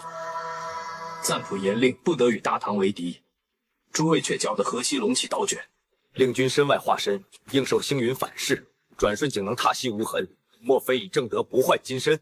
这是李令君本尊，身外化身皆虚妄，唯此溪中倒影是真。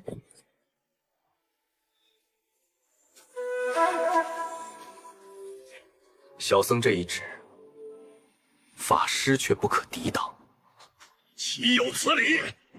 与当朝太史令动手，便是违逆了天子敕令。此间因果，诸君当真要担。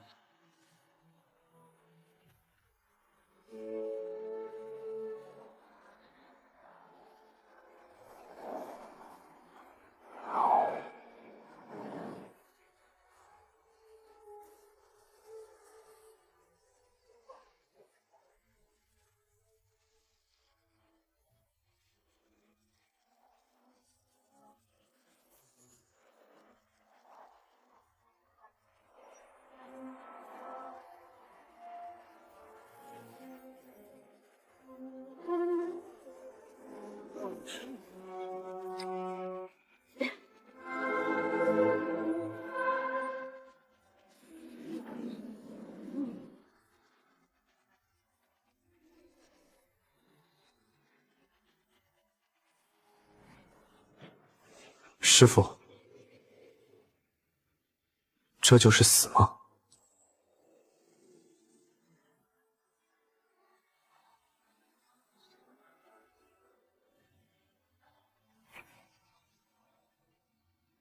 你需记得此刻的禅心通明。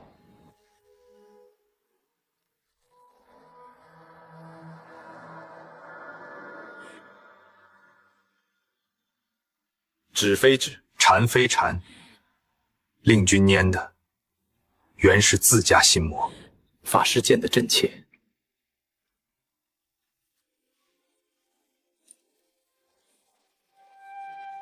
李令君不用索拿我等回长安吗？我等皆是应节之人，何须索拿？他刚才竟散尽了所有防御。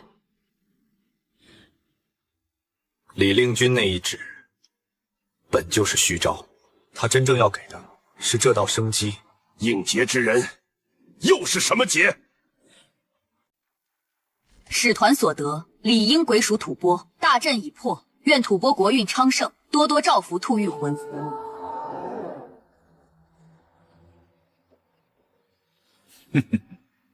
你以为天可汗真在乎这点龙气？大唐和吐蕃在一日，国运自然兴旺一日。他不过是担心有人借此扰乱人心。既然是破阵时天可汗赐予的，你们妥善安排即可。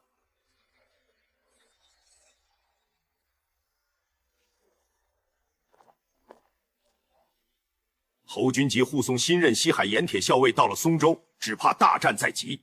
3日前，赞普已率禁卫军前往松州。天可汗希望两国和平，侯君集为何又要兴兵？纵然是天可汗希望和平，可将军总要渴望战争的。天可汗以武功立国，总不能过于抑制武将的武勇。琼宝邦瑟带了5000兵，不日将到罗歇。赞普吩咐，请噶尔玛圣女回一趟象雄，安抚民众。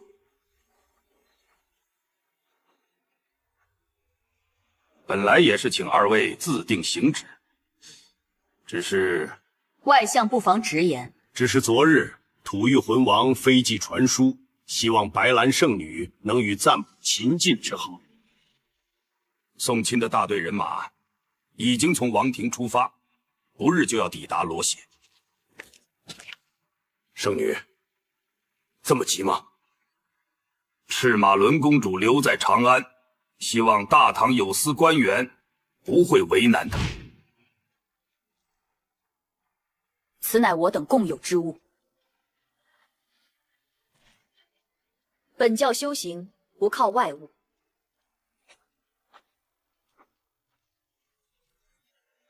佛门修心也是同理。千百年来，党项人顽强活着，从来都靠自己。如果迷信什么国运龙气，可不是什么好事。留给白兰圣女，正是因果不虚。只是，这究竟是免于秘术反噬的解药，还是发动毁天灭地神通的钥匙？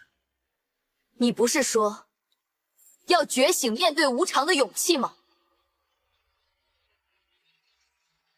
为人最难自知，就比如眼下的吐玉魂，为何会如此愚蠢？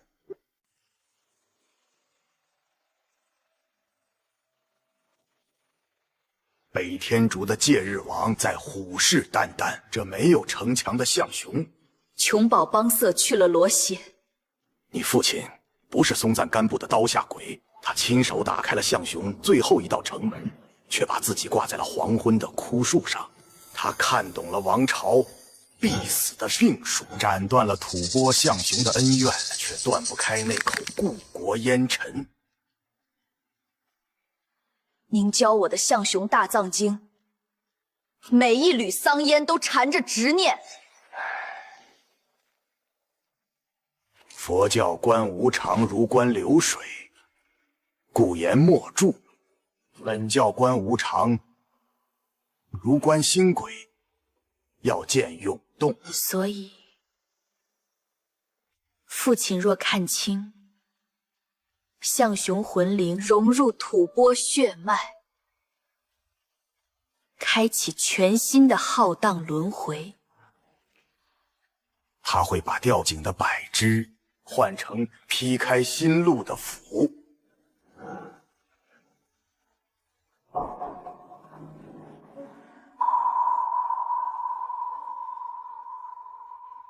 请为我开启古庐江寺雍众人清洞，我要闭关108日。108日。那是象雄大藏经记载肉身成纳，天地极数的周期。唉。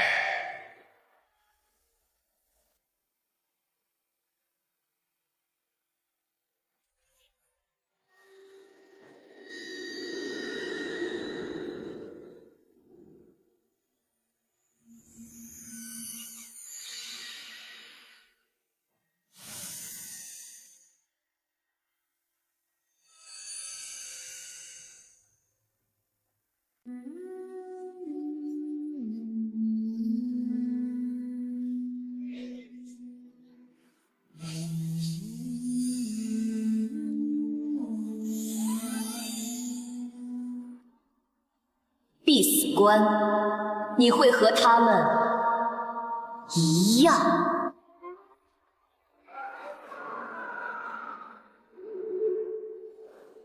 孩子，你已经这么大，父亲，不对，你不是他。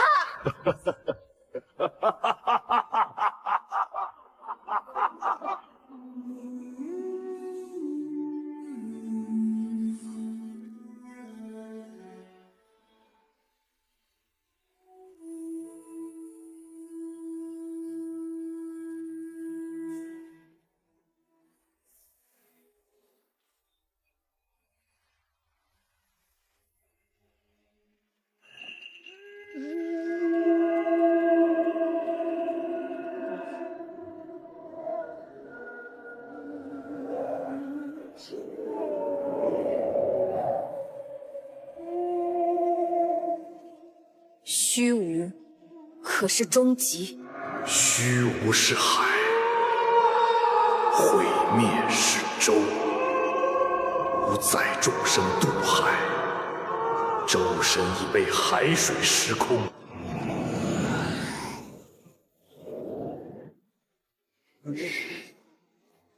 既终归空无，何苦挣扎？本教拜火，非拜燃烧，乃拜其焚尽形骸，仍传热力之性。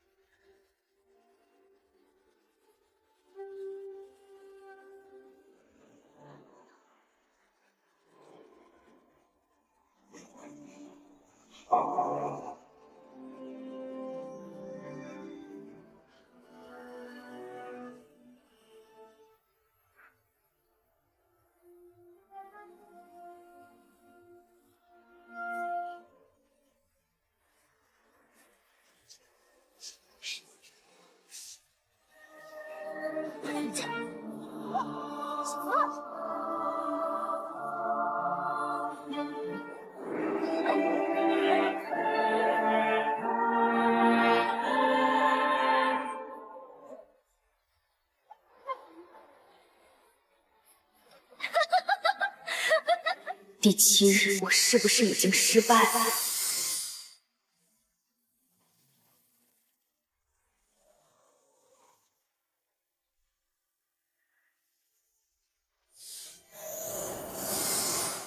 星鬼无你，色空不二。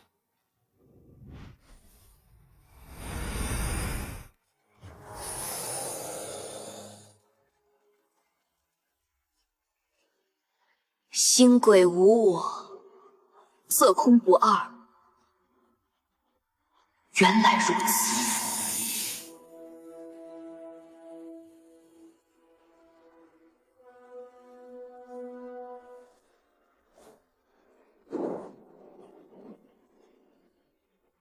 我还没有输。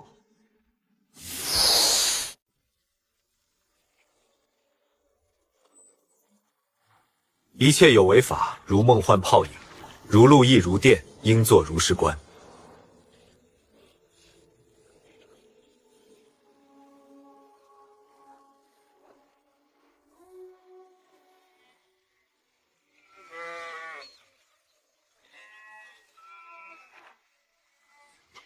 一路翻山渡水，很辛苦吧？不见师影，方知跋涉，皆在心内迷途。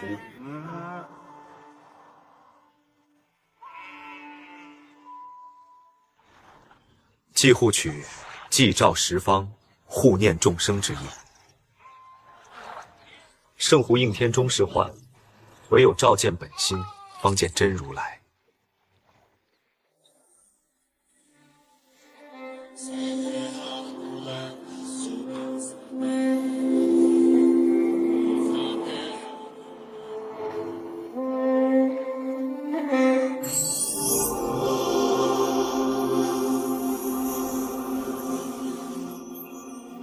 一念照见三世业，莲花艳侣破轮回。今日众心因，九世果不同。且以圣湖为镜，借10万经幡为桥。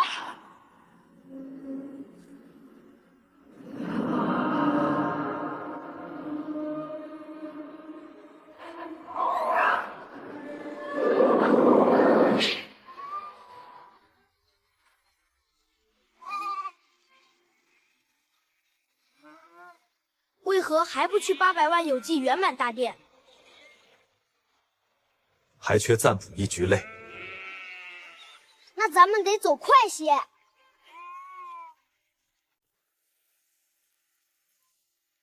琼宝邦瑟带着5000精锐，该去松州，却在城外说要休整。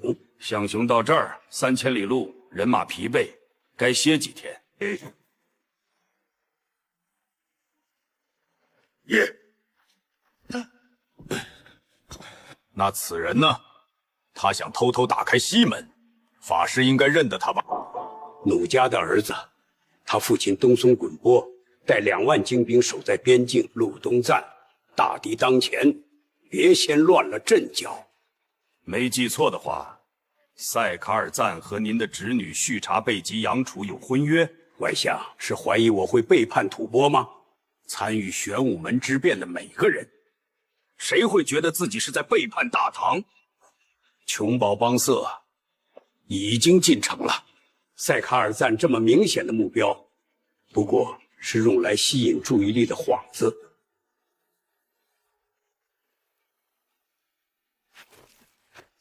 5000人我不怕，守军已经全部收缩到红山宫，就看他们敢不敢攻打赞普的宫殿。你也早有打算。为了松懈我，大法师来了红山宫，这也是我要的结果。你故意引我来红山宫，是想用这里的禁制削弱我的法力？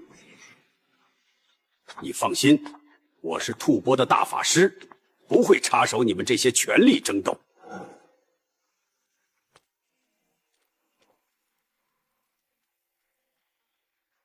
父亲，宫殿防御已经布置好了。可是赞普不能从松州撤军，那边一退必然溃败，吐蕃就完了。再难，我们也不能向赞普求救。再有几日，吐玉魂的求亲队伍也就到了。这一切都是大唐在操纵吗？琼宝邦瑟只有5000人，3000里日夜兼程，必定疲惫。吐玉魂趁火打劫，人数也不会多。他们互相忌惮，自然会有变数。可惜，我们手头这3000人多是老弱，不然可以趁乱先下山冲杀一阵。去长安的使团有1000护卫，也该回来了。让儿郎们轮流休息，等城外那些人商量好怎么分赃，就是他们动手的时候了。千万要盯紧美巴尔，还有吐玉魂那个白兰圣女。进城都1个时辰了，事前说好要来投诚的17家贵族，连个送信的家奴都没见。他们在等什么？等我们先把红山宫的屋顶掀了，再决定要不要帮忙递梯子。大哥，刀剑上沾了血，才没有回头路。趁陆东站困守红山宫，直接杀进去。大哥做新赞普，恢复部落共治，所有贵族自然拥戴。朗日将军，您这把刀能劈开红山宫的大门，劈得开人心吗？拥护松赞干部的人比反对的更多，他稳坐赞普宝座，若不是侯君集，我们没有机会。所以，大唐的态度才是最重要。长安从来只想看到一个混乱衰败的吐蕃，大唐要的是臣服和体面，是秩序。新赞普献表称臣，天可汗册封，谁敢不服？哼！称臣，这刀疤是抵抗隋朝人留下的。现在你要我对着长安磕头？赤桑杨盾，若称臣，大唐真会派兵帮忙；若不称臣，象雄、苏皮这些刚压服的部落，会不会明天就倒戈？不必唐军来，只要侯君集支持新赞，观望的人自会帮我们剿灭叛党。大哥，没人来投，就是怕你态度暧昧，投向长安。闭嘴！派人去告诉侯君集，我到了罗歇。我等他亲笔写“琼宝氏当国，唐波永穆”这8个字。拿到之前，你先带3000人围住红山宫，但一支箭都不准射进去。等密信，等到的可能是唐军背后一刀。将军若现在强攻，等到的一定是全吐蕃的刀。急报！急报！城外30里发现吐玉魂鹰骑，兵力近万，皆是旌旗。大哥，侯君集的刀到了，这就是你笃定的体面。他们是要把我们和松赞干部一锅端。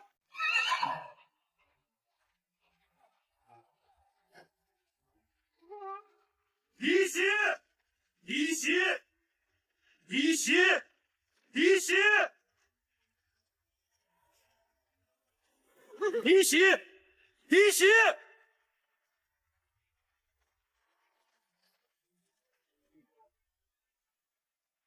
盾牌手结圆阵，长矛手戳马眼。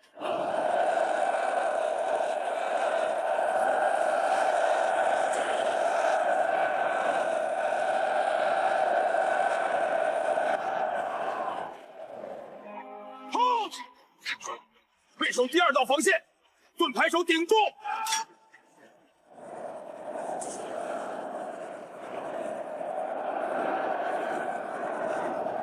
他们是慕容浮云的亲卫，骑上的金色雄鹰。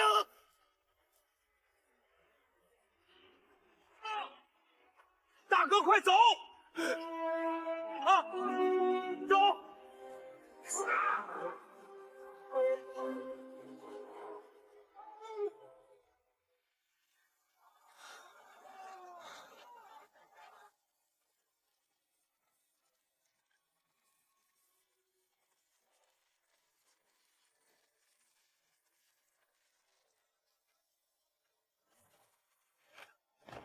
走！去哪儿？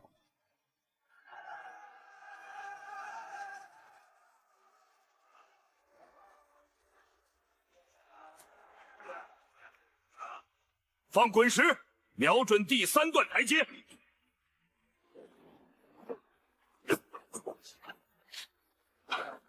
父亲，东侧悬崖有敌军攀爬，冲上去，破了红山宫，黄金任取。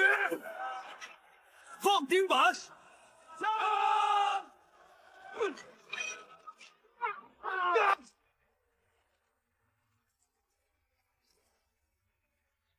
外相噶尔东战玉松，我还有2000儿郎接纳我们。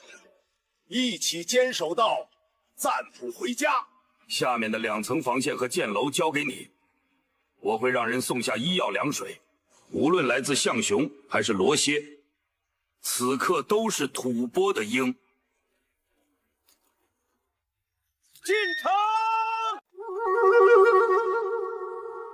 慕容浮云没有顾及圣女的安危，但是圣女会为吐谷浑出手吗？星辰轨迹亘古不变，何曾为凡人改道？我们跟两边都盟誓过。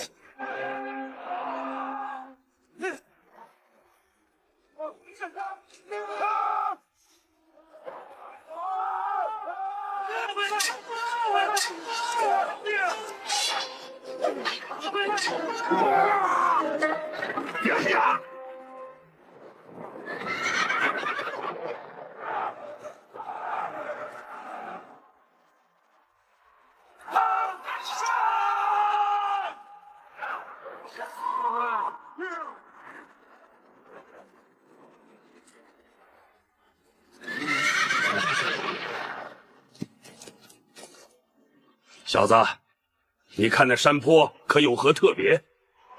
寻常草坡，哈哈哈哈！寻常，我将带着你们为吐蕃、为赞普战死在那里，也埋葬在那里。儿郎们，为了吐蕃！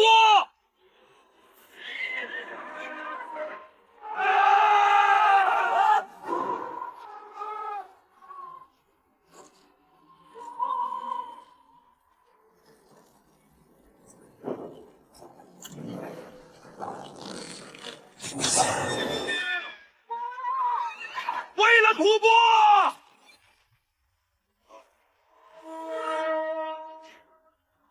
象雄儿郎，随赞普杀敌，万岁！万岁！万岁！万岁！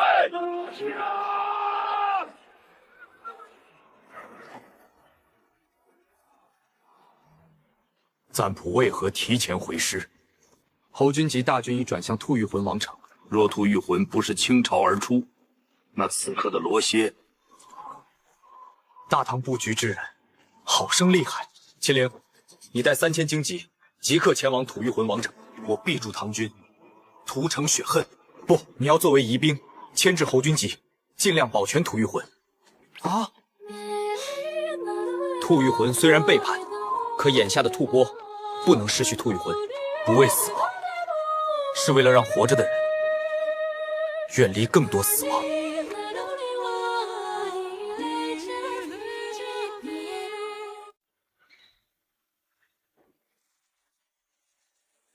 那预测过去未来之术究竟测的是何物？是既定天命，还是人心的涟漪？陛下，《礼记》有云：“天道远，人道耳。”六合之外，圣人存而不论。太史令掌观天象，且说幽玄之理。好有一比，恰如盲人夜行挑灯笼，既照不见自己的路，还偏要为人引光明。卿这比喻刁钻，瞎子点灯岂非白费蜡？众生织就，命运罗网。佛家所谓因果相续，道家称之阴阳化生，儒家则曰天人感应。三教殊途同归，皆言命运如梭，众生经纬交织，方成锦绣。未知成时，不见全貌；知成之后，又何须占卜？照此说来，吐蕃、吐谷浑、党项与长安，亦是朕与诸卿共知之网了。却不知这是何种因果。侯君集有心，陛下无心，却也都是知网。吐谷浑反复，吐蕃执着，又何尝不是知网？侯君集宇文士及驱虎吞狼，虽造杀业，却未增中原徭赋。两害相权取其轻，也是不得已的办法。朕常想，若能使雪域草原皆木王化，陛下仁德。然禹贡化九州，五福至殊俗，雪域自有其生息之道，强求反损阴阳平衡。朕还记得祁连山上，卿为何半途折返？臣亦是那提灯盲人，总妄想以残烛微光，为夜行人照见3寸前路。然臣敬重陛下天下一家之愿，待他日应节，气运长城自有贯通之时。今日吐蕃小友或成中原与雪域间的虹桥。气运长城，太史令此言似非河图洛书所载，莫非是谶纬家言的地脉勾连之说？左仆射熟读圣贤书，自然知晓华夷之变始于春秋。可曾想过，上古神人镇压的不只是山川，更是千百年遗下气血的奔涌通道。那九幽大阵，不过是冰山一角。莫非朕的天可汗名号，不仅要对人间称尊，还要与这天地气运争锋？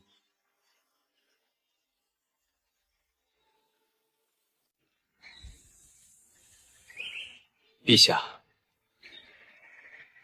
为何对那天竺僧人释迦云丹如此厚爱？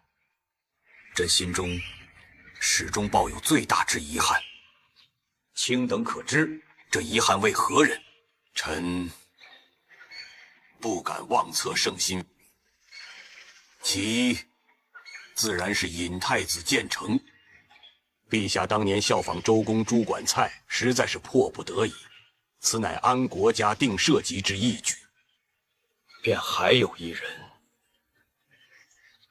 是窦建德。当年擒获窦建德之后，如果听从你与克明之言，迁徙他的部曲到陇右，分派他的勇将去16卫所，而非纵归河北，或许便无后来玄武门之事。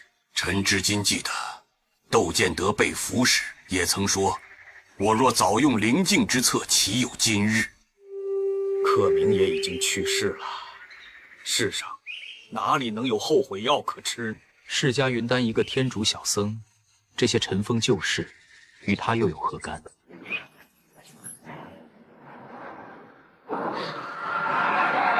定。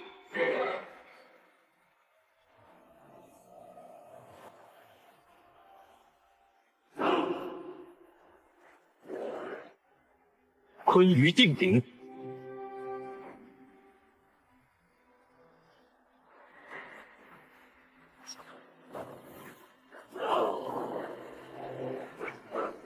业火焚业，何物可镇？一转乾坤，待劫。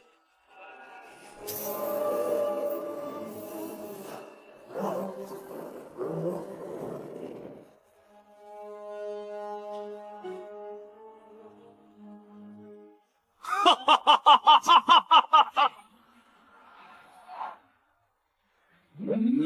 朕的江山，岂容外道妄断罪业？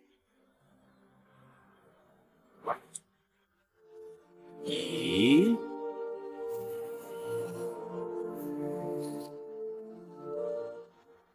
李淳风，陛下郁结多年，今日借异域生机，意图快垒，反是机缘。朕倒是好奇，这长安城中竟然还有奇人异士能来窥探朕的行踪。只怕是臣的客人，却早来了3年。自古以来，雪域与长安看似两端，实则一体。《汉书·地理》志载：昆仑之墟，河水出焉，而秦岭更是中原龙脉之祖。地脉勾连，本是天成，可总有人要强分彼此，大搞华夷之变。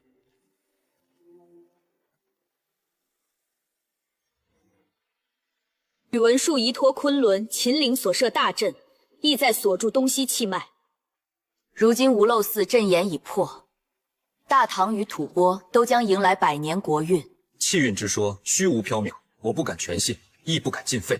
但国之强弱，终究在于人为。业力流转，因果不虚，气运兴衰，终归自取。偏安一隅，称王称霸，绝非长久之计。吐蕃不论进退，都是天下之吐蕃。暂卜之意是要与大唐一战。此次侯君集所作为，已表明退让换不来和平。当然，与大唐一战不是鱼死网破，而是以战促和。为此，吐蕃需要足够的底气。我已决心再一次开启吐蕃的圣地，800万有计圆满大殿。这座大殿并非神迹，古老相传，是本教大德中原奇人与天竺高僧共同勘定地理，耗费数代人心血，于神山冈仁波齐山腹中，其中有无穷妙法，不可言说，殊胜无比，是我雪域高原的修行圣所。我在冈仁波齐山下长大，为何从未听闻？华夏九州有36处气穴，而冈仁波齐正在其一。一旦开启，必将引动地脉，形成气运之旋，引来四方瞩目，形成巨大的因果与挑战。因此，这是密中之密。可是，如今吐蕃一统，侯军急已动，赞普无法再等。我已决心，再一次开启吐蕃的圣地，800万有祭圆满大殿。这不仅是为提升修为，更是向大唐、向所有觊觎者表明，吐蕃有决心，也有能力掌握自己的命运。赞普，我愿暂留罗歇。法师尽可自定行止。能接近天可汗和赞普所持见解之人寥寥无几，但李淳风定是其一。当日他送你的那颗生机种子，你可要带好。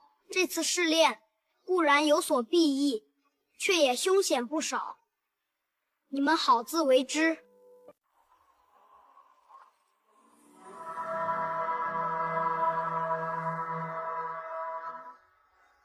小心！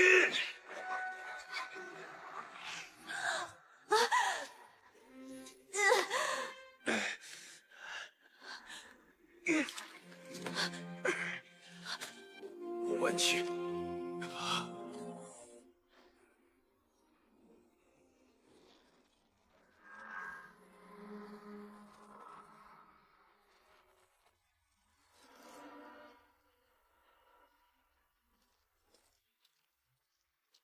这座虹桥能够冻结我的心鬼，冷热并存，恰如智慧与烦恼相即不离。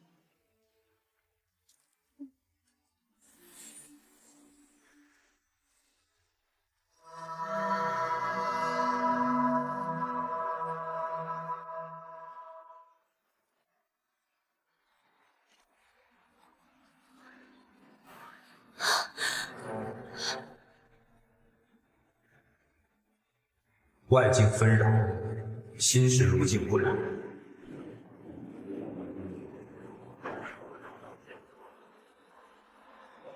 轮回即涅槃。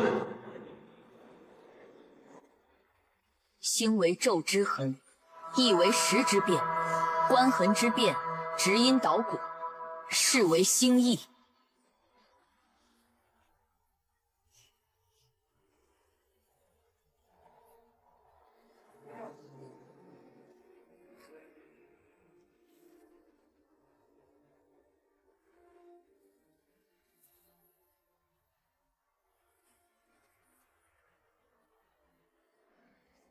心鬼飞入，乃时空之褶皱。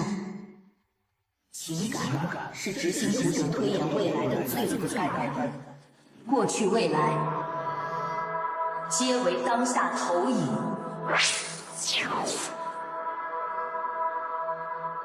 万法如网，因果为线。心意的终极不是预见未来，而是与宇宙共鸣。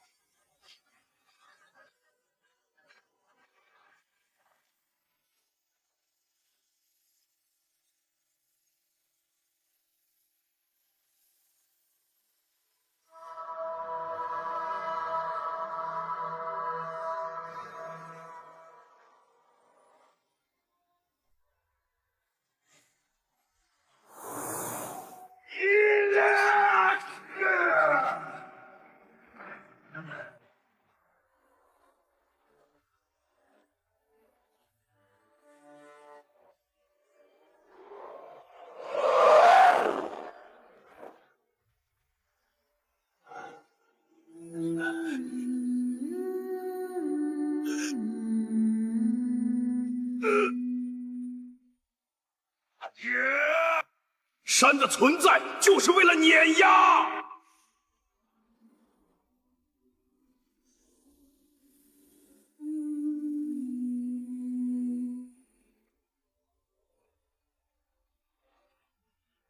山的真意不是征服，而是承载。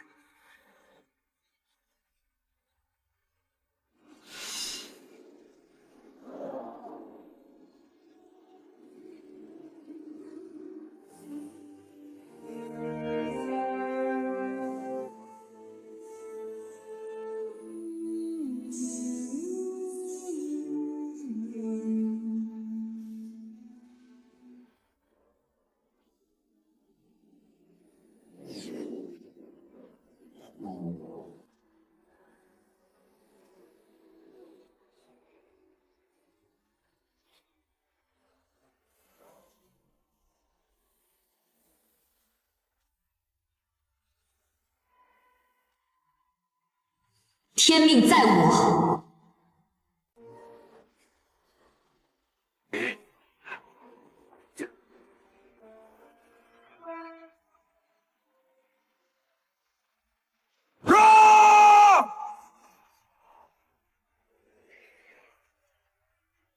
李元正，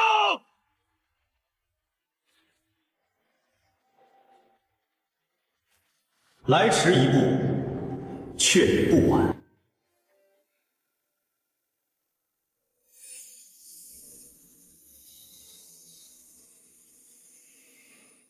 福将不过是小把戏，让你们见识见识中原道家的正宗玄功317气道法，天地无极，乾坤借法。李元正，竟起奇门遁甲局。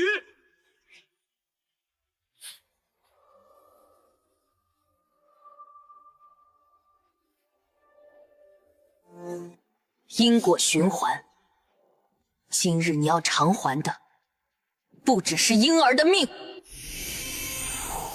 凡者道之动，弱者道之用。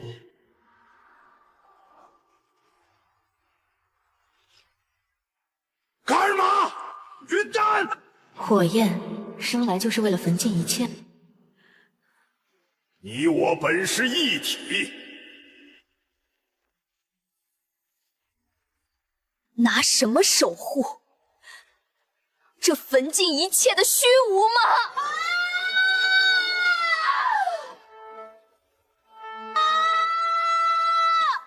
这不是力量失控，这是道心之劫。修行何用？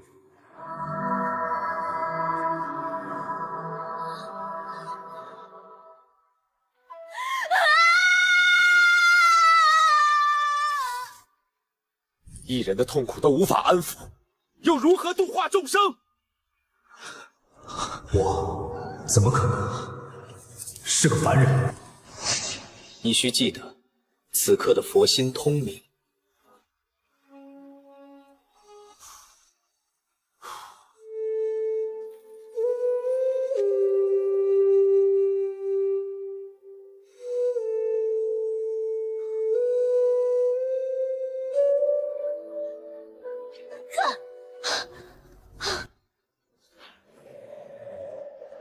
象雄于禁，也配称什么圣女？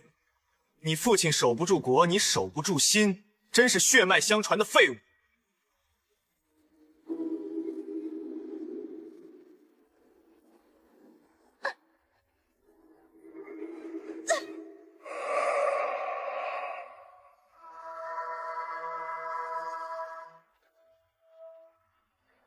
你的身份很高贵吗？你别忘了，我姓李。哦。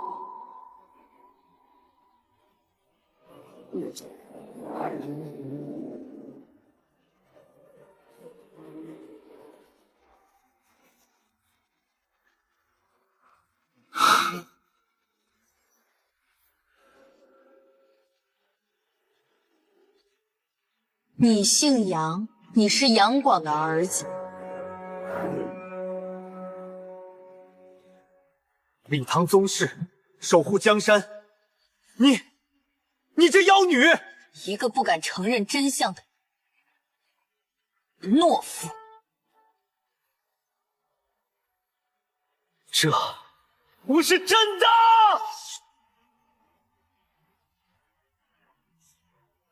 不好，快退！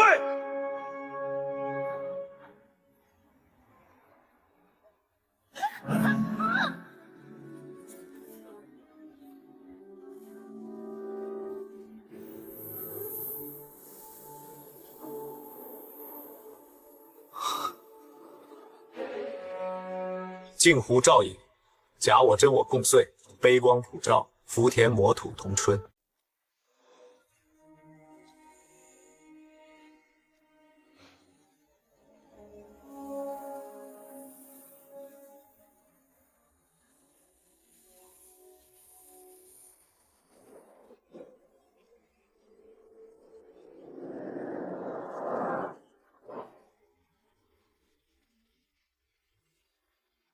定。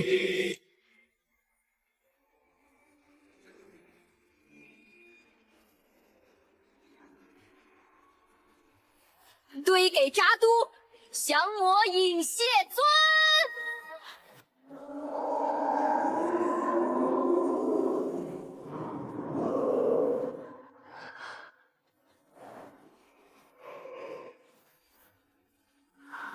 啊！不可能！这不可能！我怎么可能也是仆将？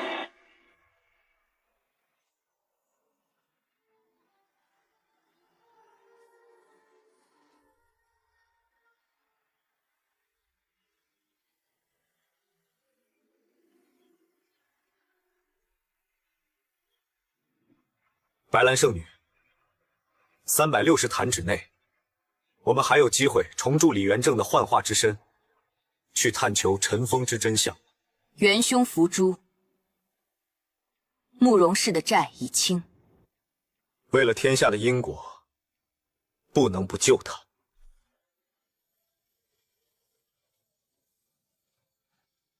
若重塑的李元正不再是那个被仇恨扭曲的福将，而是褪尽业火、重归本境的一道新生之魂，这是冈仁波齐赐予的比死亡更艰难的慈悲。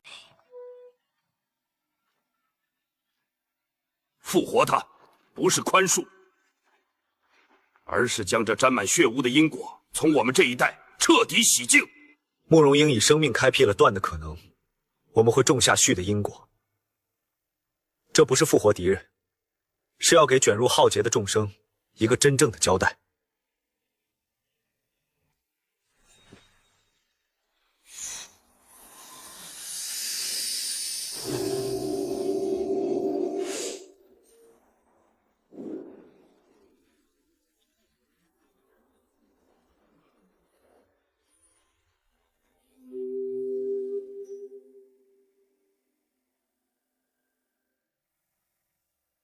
名相直取，烦恼无穷。今日方知，富者极功，重塑残灵，此恩铭记。然施恩如山，庶难倒戈相向。令师，袁天罡，他老人家修为已越天人，毕生之愿就是要毁去这间大殿。诸位，速速远走吧。天地无极，乾坤正法。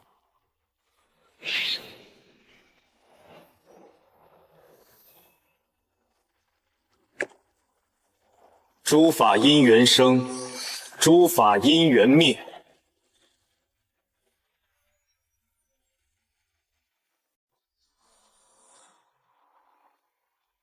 我不想走，我与这圣殿似乎已分不开了。好，这就是山的传承。不动，不摇。袁天罡之可怕，非止于神通武学。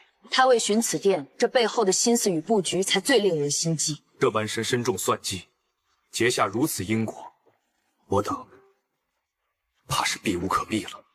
或许那老儿的算计里，我们早该望风而逃。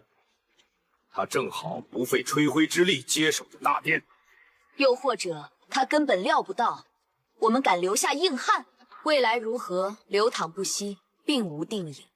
况且对元老剑神而言，我等在或不在，只怕也未必值得他多费半费思虑。嘴上讨巧卖乖，也是无用。能窥见老夫行踪，你这小辈还算不错。这本佛供尊化解干戈的圣殿，元真人当真容不下。宇文述养我成人，授我以华夷之辩，中原道法才是乾坤正数。中原圣贤有言：在德不在显，以力压人，岂是长治久安之策？哈哈哈哈哈！圣人之言是修心的镜，不是砍柴的刀。若德政有用，24年前何必血染西海？边疆安稳20年，便是最好的明证。当今天子愿以佛法融合万族，共筑太平。真人此举岂非违逆圣意？他日万国来朝，或许会证明此道可行。而在那之前，老夫的剑便是大为的兵器。制造杀孽，就不怕天道轮回，报应不爽？报应，小丫头，这是使命。每当我回长安见之子嬉闹，老农炊烟，便知这杀孽是值得的代价。那李元正呢？他本已死去，我强行留他2魂6魄。那李元正一个副将，却任着司天监城，不知昧下了多少俸禄空饷。啊，绝了！前辈杀气已弱。我的剑从来不是3尺清风。万里河山，为我作剑。3清不愧，万神不朝。我自成道，我自定天。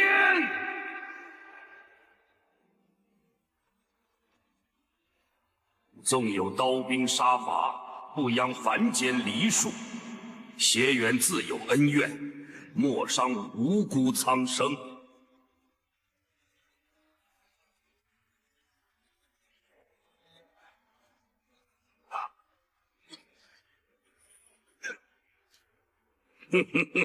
你们以为这样就能赢吗？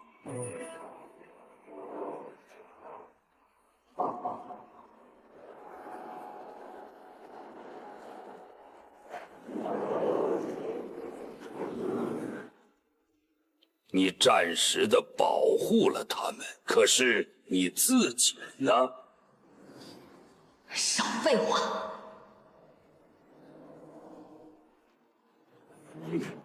以你目前的状态，是召唤不了多个法相的。蛮荒之力，徒具其形。哈哈哈哈哈哈！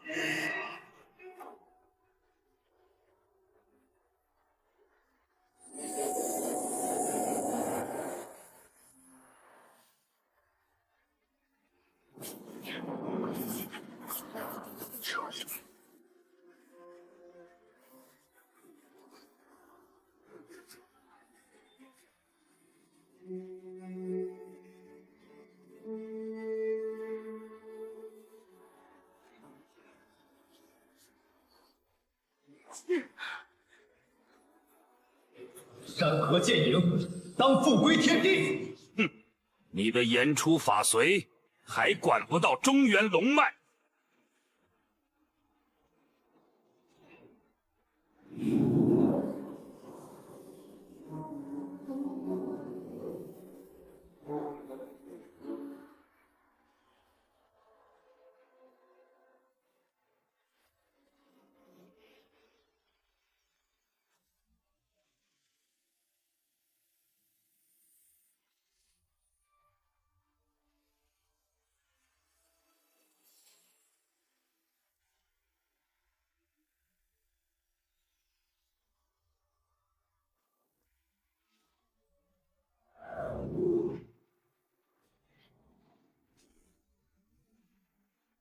窃运之术倒是有点意思。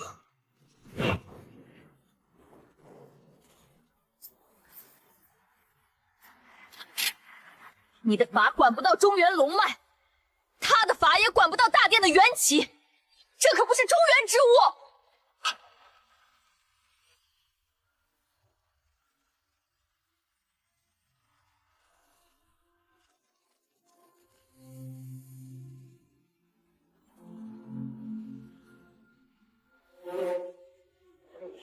好个缘起性空！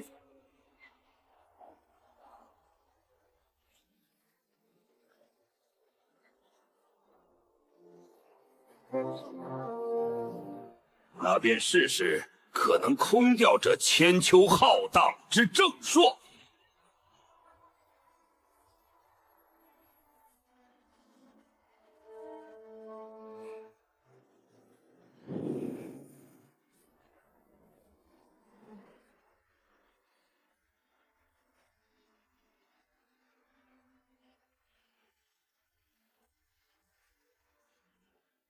袁真人，你剑中的英雄气，可曾为吐蕃的格萨尔王、项雄的辛饶米沃祖师留一席之地？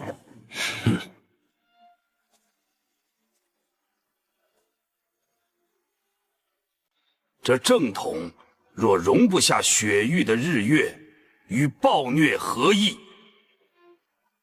哈哈哈哈哈哈！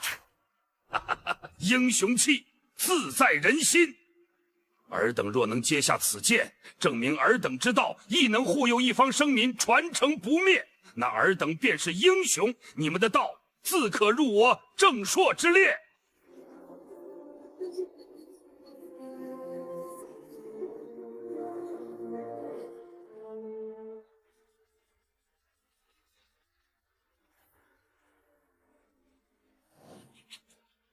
这是要孤注一掷。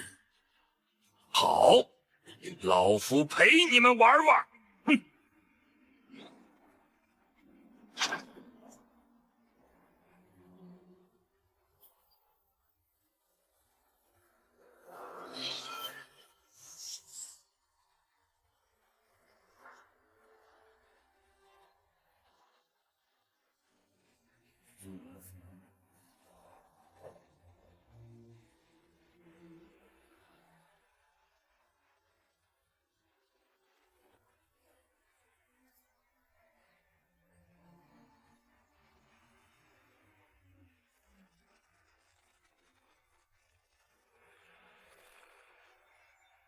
现在还有人要接剑吗？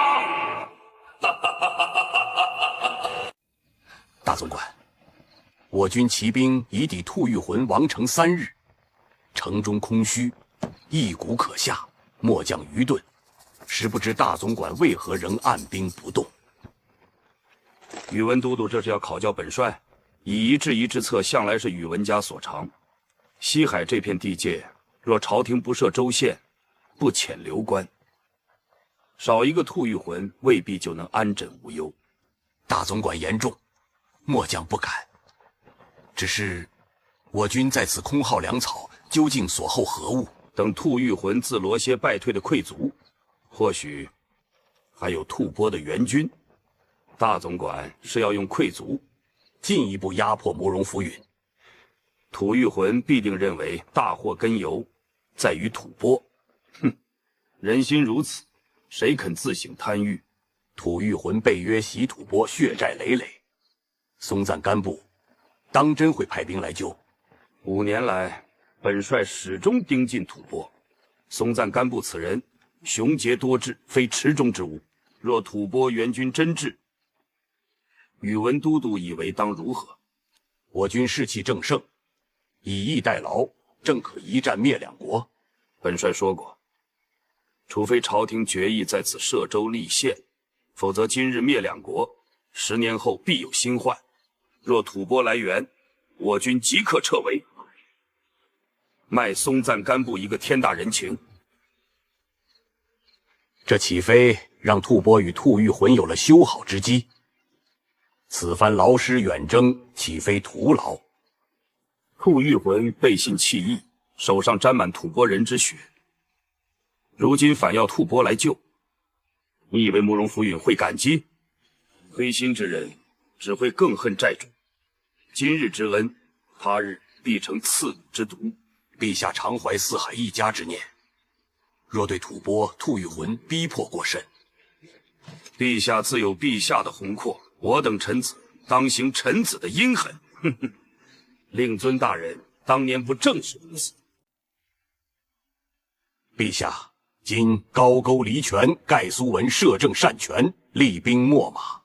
安南首领冯盘借邻异国动荡之机，屡犯雍州、北疆。薛延铎、珍珠可汗联合回纥诸部，欲效竭力救市。倭国书明朝廷一前犬上三田4使团抵登州，表面朝贡，实为窥探辽东虚实，西海已无心腹之患。是否该召侯君集、宇文士机回师东顾？松赞干布和亲之意，亦非全不可行，当能保西南10年太平。松赞干布此人以弱冠之年统合高原，若再许以驸马都尉名号，10年后恐不可治。然大唐之幸，在于陛下正当鼎盛。西汉武帝遣张骞凿空西域时，可曾据过乌孙做大？左仆射也会逢迎吗？侯君集要建功西域，旗帜可嘉，可鼓不可泄。灭东突厥后，李药师称病已久，明日你携朕的赤剑弓登门，问他可愿效魏祸救世，为朕探平高句丽。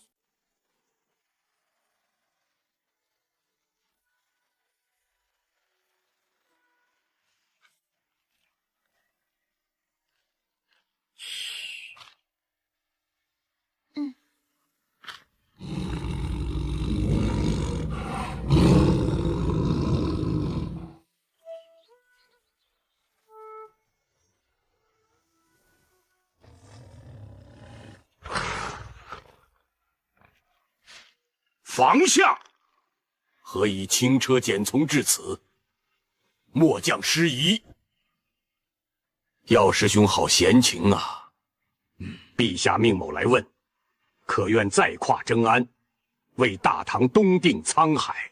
陛下终于决意东顾了。高句丽拥辽东沃土，据渤海盐铁之力，骑兵旬日可抵幽州，此乃心腹之患，非止于边幸。实关乎中原100年安危，却有其不得不伐之理。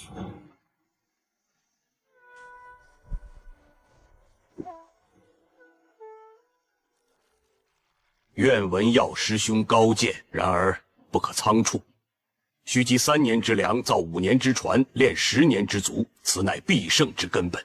待其国内生变，又或天降灾异，届时水师自莱州渡海，步军出幽州，互为犄角，方能毕其功于一役。高句丽比吐蕃又如何？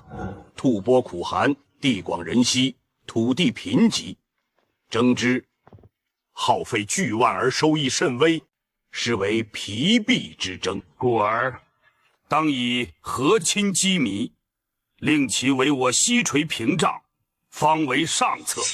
那还说高句丽征伐之后又当如何？总不能重蹈前隋覆辙，仅逞一时兵威，这便是其二。战后之志，当效今日西海之局，而又远胜之。可高句丽后分解其国为4至5个都督府，分别受高句丽降将与新罗、亲唐势力。战后当设州立县，兴文教通婚姻，使辽东之民不出20年，皆以能言唐音、习唐礼为荣。同时适度扶植倭国，令其与半岛相互牵制，使我大唐居于仲裁之位，坐收渔利。其三，在于行陛下之志，而非效隋炀之私。陛下胸怀四海一家，行的是王道。征高句丽，非为争中原一时义气，乃是为开万世太平。药师一席话，廓清迷雾。我这就回禀陛下，辽东之局，非魏国公不能洞见其深，非陛下不能承其之重。陛下垂询，老臣知无不言。李靖年迈，不堪远征之劳。我大唐猛将如云，李继深谋可掌全局，军纪果决，能破坚城，万彻骁勇，足为先锋。定辽东之任正当托付于此等英才。至于袁天罡、李淳风诸位先生，通天象、小阴阳，确是国士之才。然治国安邦，行人间之道，天下大事不可过分系于术数，还望陛下慎之明之。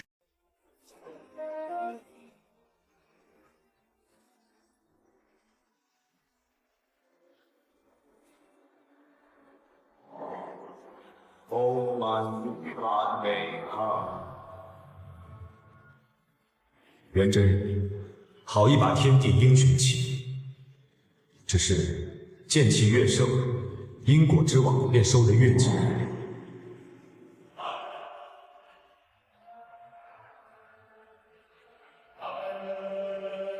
英雄执剑问正说，不知剑锋易腐，千秋功业镜中花，一念执着即成魔。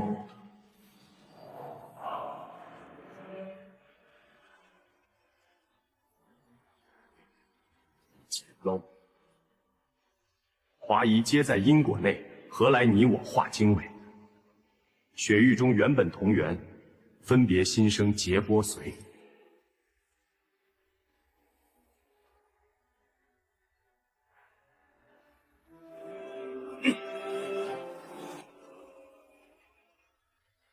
接剑便是英雄汉，不接难道非豪杰？因果如环环相扣，无胜无负方为解。哼哼，多说无益。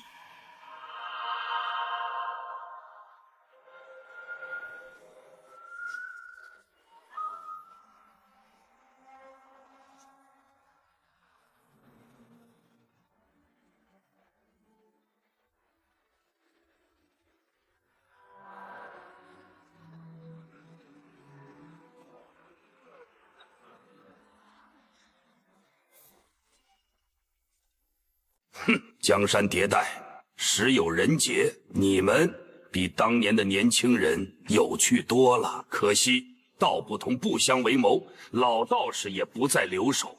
我还有2剑，一剑断路，一剑开天。人心思定，思正，思一统。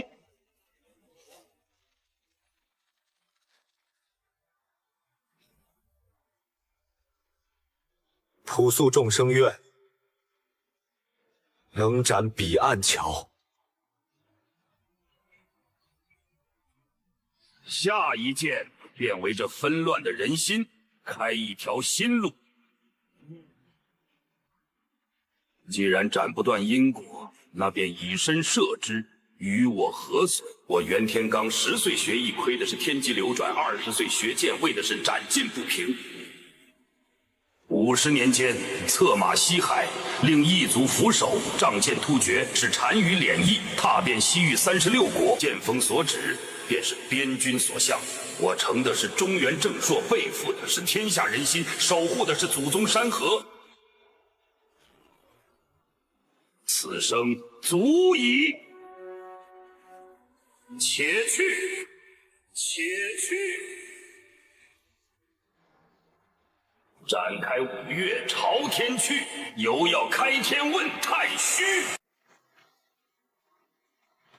赞普，我仍是不解，若真让袁天罡寻到圣殿，我吐蕃命脉岂不危如累卵？陆东赞啊，你看见的是山石垒砌的殿宇，我望见的是流淌在吐蕃人血脉里的信仰。圣殿会倾颓，山岳却永恒。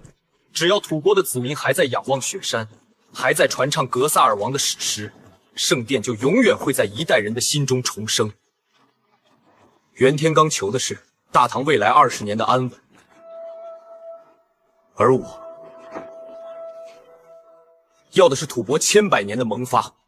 赞普的胸怀如纳木错般深不见底。能与天可汗这样的对手隔空对弈，此生足矣。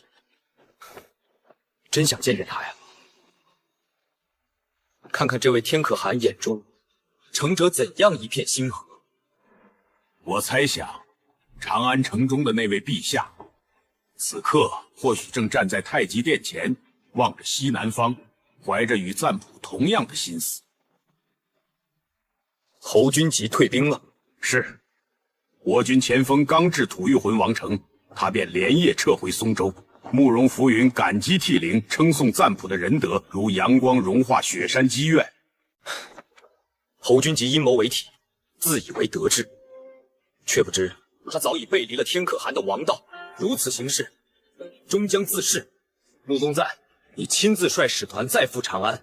这一次，不仅要再求取公主，更要明言，请以释迦牟尼佛12岁10身像为聘，求赐中原典籍儒生100功，人寿不过100年。我要为吐蕃迎请的是照亮万古的智慧。是。陆东赞，圣殿确是殊胜物，乃汇聚天地灵性之所。然而，在时光与文明的浩荡长河中，一座殿宇的倾颓与重建，不过一呼一吸。纵使今日瓦砾无存，只要雪山依旧，信仰仍在，100年后，自有新的殿堂在众生心间拔地而起。此番试炼，正是了结旧日因果，开启新篇的契机。他们此刻的动心起念，无不是在为未来的命途编织不同的经纬，是走向光明坦途，或是步入更深的迷障，皆系于此。这正印证了我们之前的看法，个人的觉悟与抉择，方是推动命运齿轮的真正力量。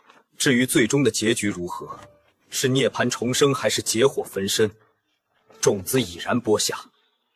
我们能做的，唯有静观其如何在各自的心田中生根发芽。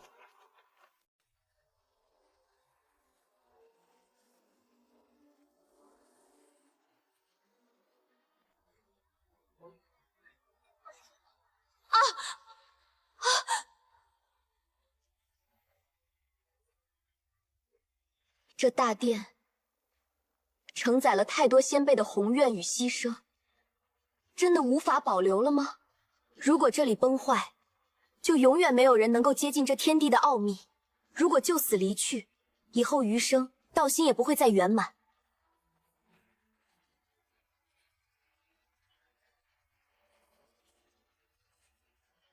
除非有力量能从根本上调和这冷热动静、轮回与涅槃的冲突，而非强行压制。你说的是格措杰姆作为水之念神，其调和与滋养的本源力量，恰是平衡此地冰火、维系生机的唯一可能。卡尔玛，把人和性命留下，不是比什么都强。嘎尔玛，我已替你亏得天机，必死于自身格措杰姆神通之下。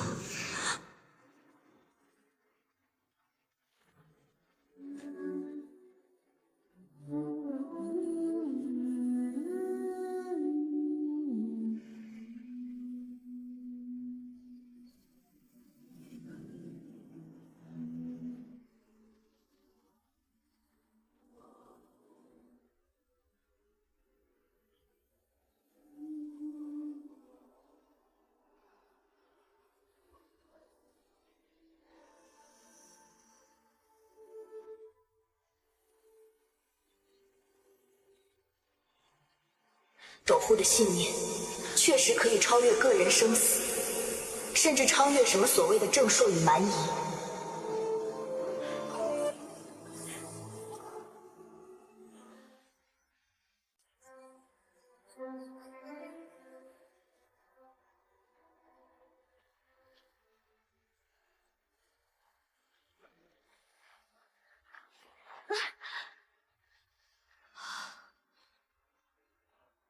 嘎尔玛，万万不可！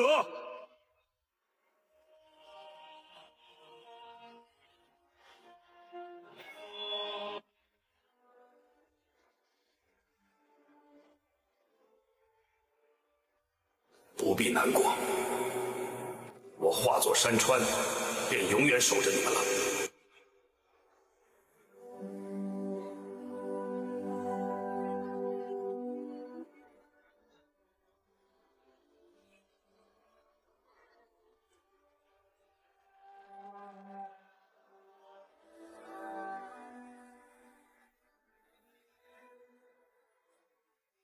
就算是我们3人的力量，也不足以撼动这座大殿啊！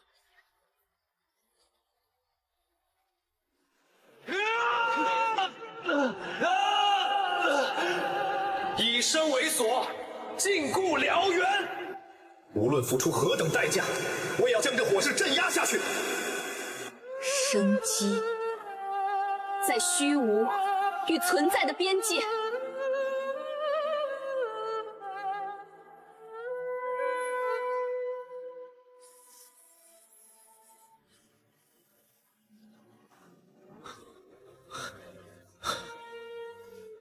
停下，这份宿命不该你来背负。或许只有第13念神堆给扎都降魔银谢尊，降服魔障的终极不是毁灭，而是以愤怒相行慈悲式，将业力转化净土资粮。还是不行吗？送堆给乍比之心铸大悲胎藏剑。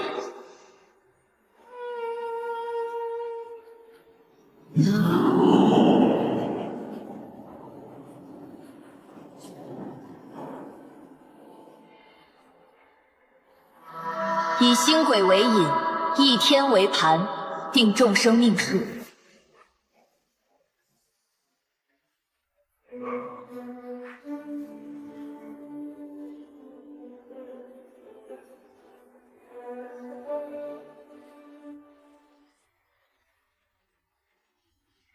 山岳意志已融入大殿根基，这是新生的种子。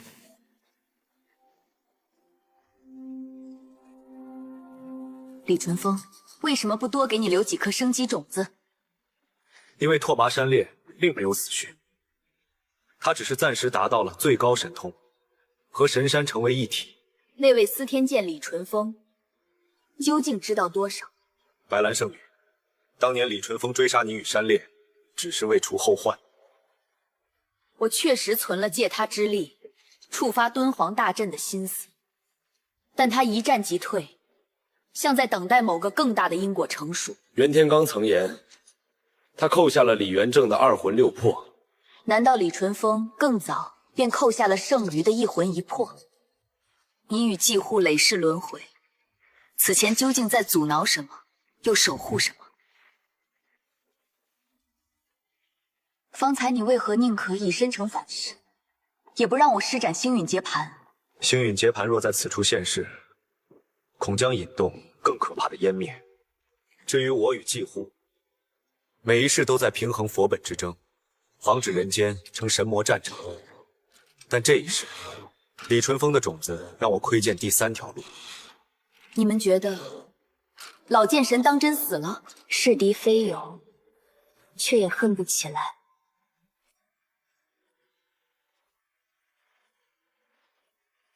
天地无极，乾坤正法。那老不死的才50岁，握剑的手比昆仑雪还稳，怎么可能死吗？他不过是在等所有棋子都走到命定的位置。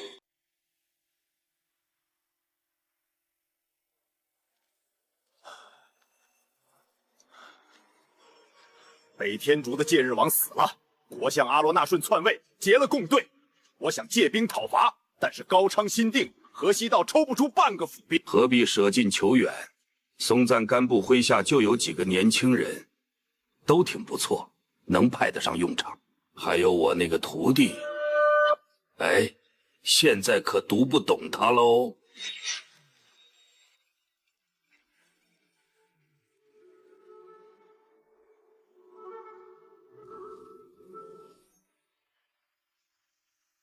老人家可知，阿史那罗能夺了戒日王的大位，并非只因刀快。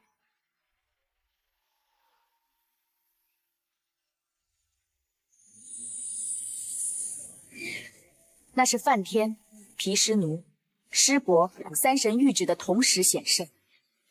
毕竟，一个信奉佛教的君主，怎配掌管印度众神的后花园？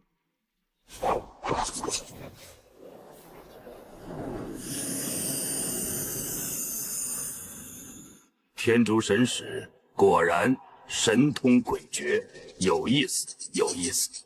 天地顺逆，不过是梵天定的漏规，不如颠倒看看。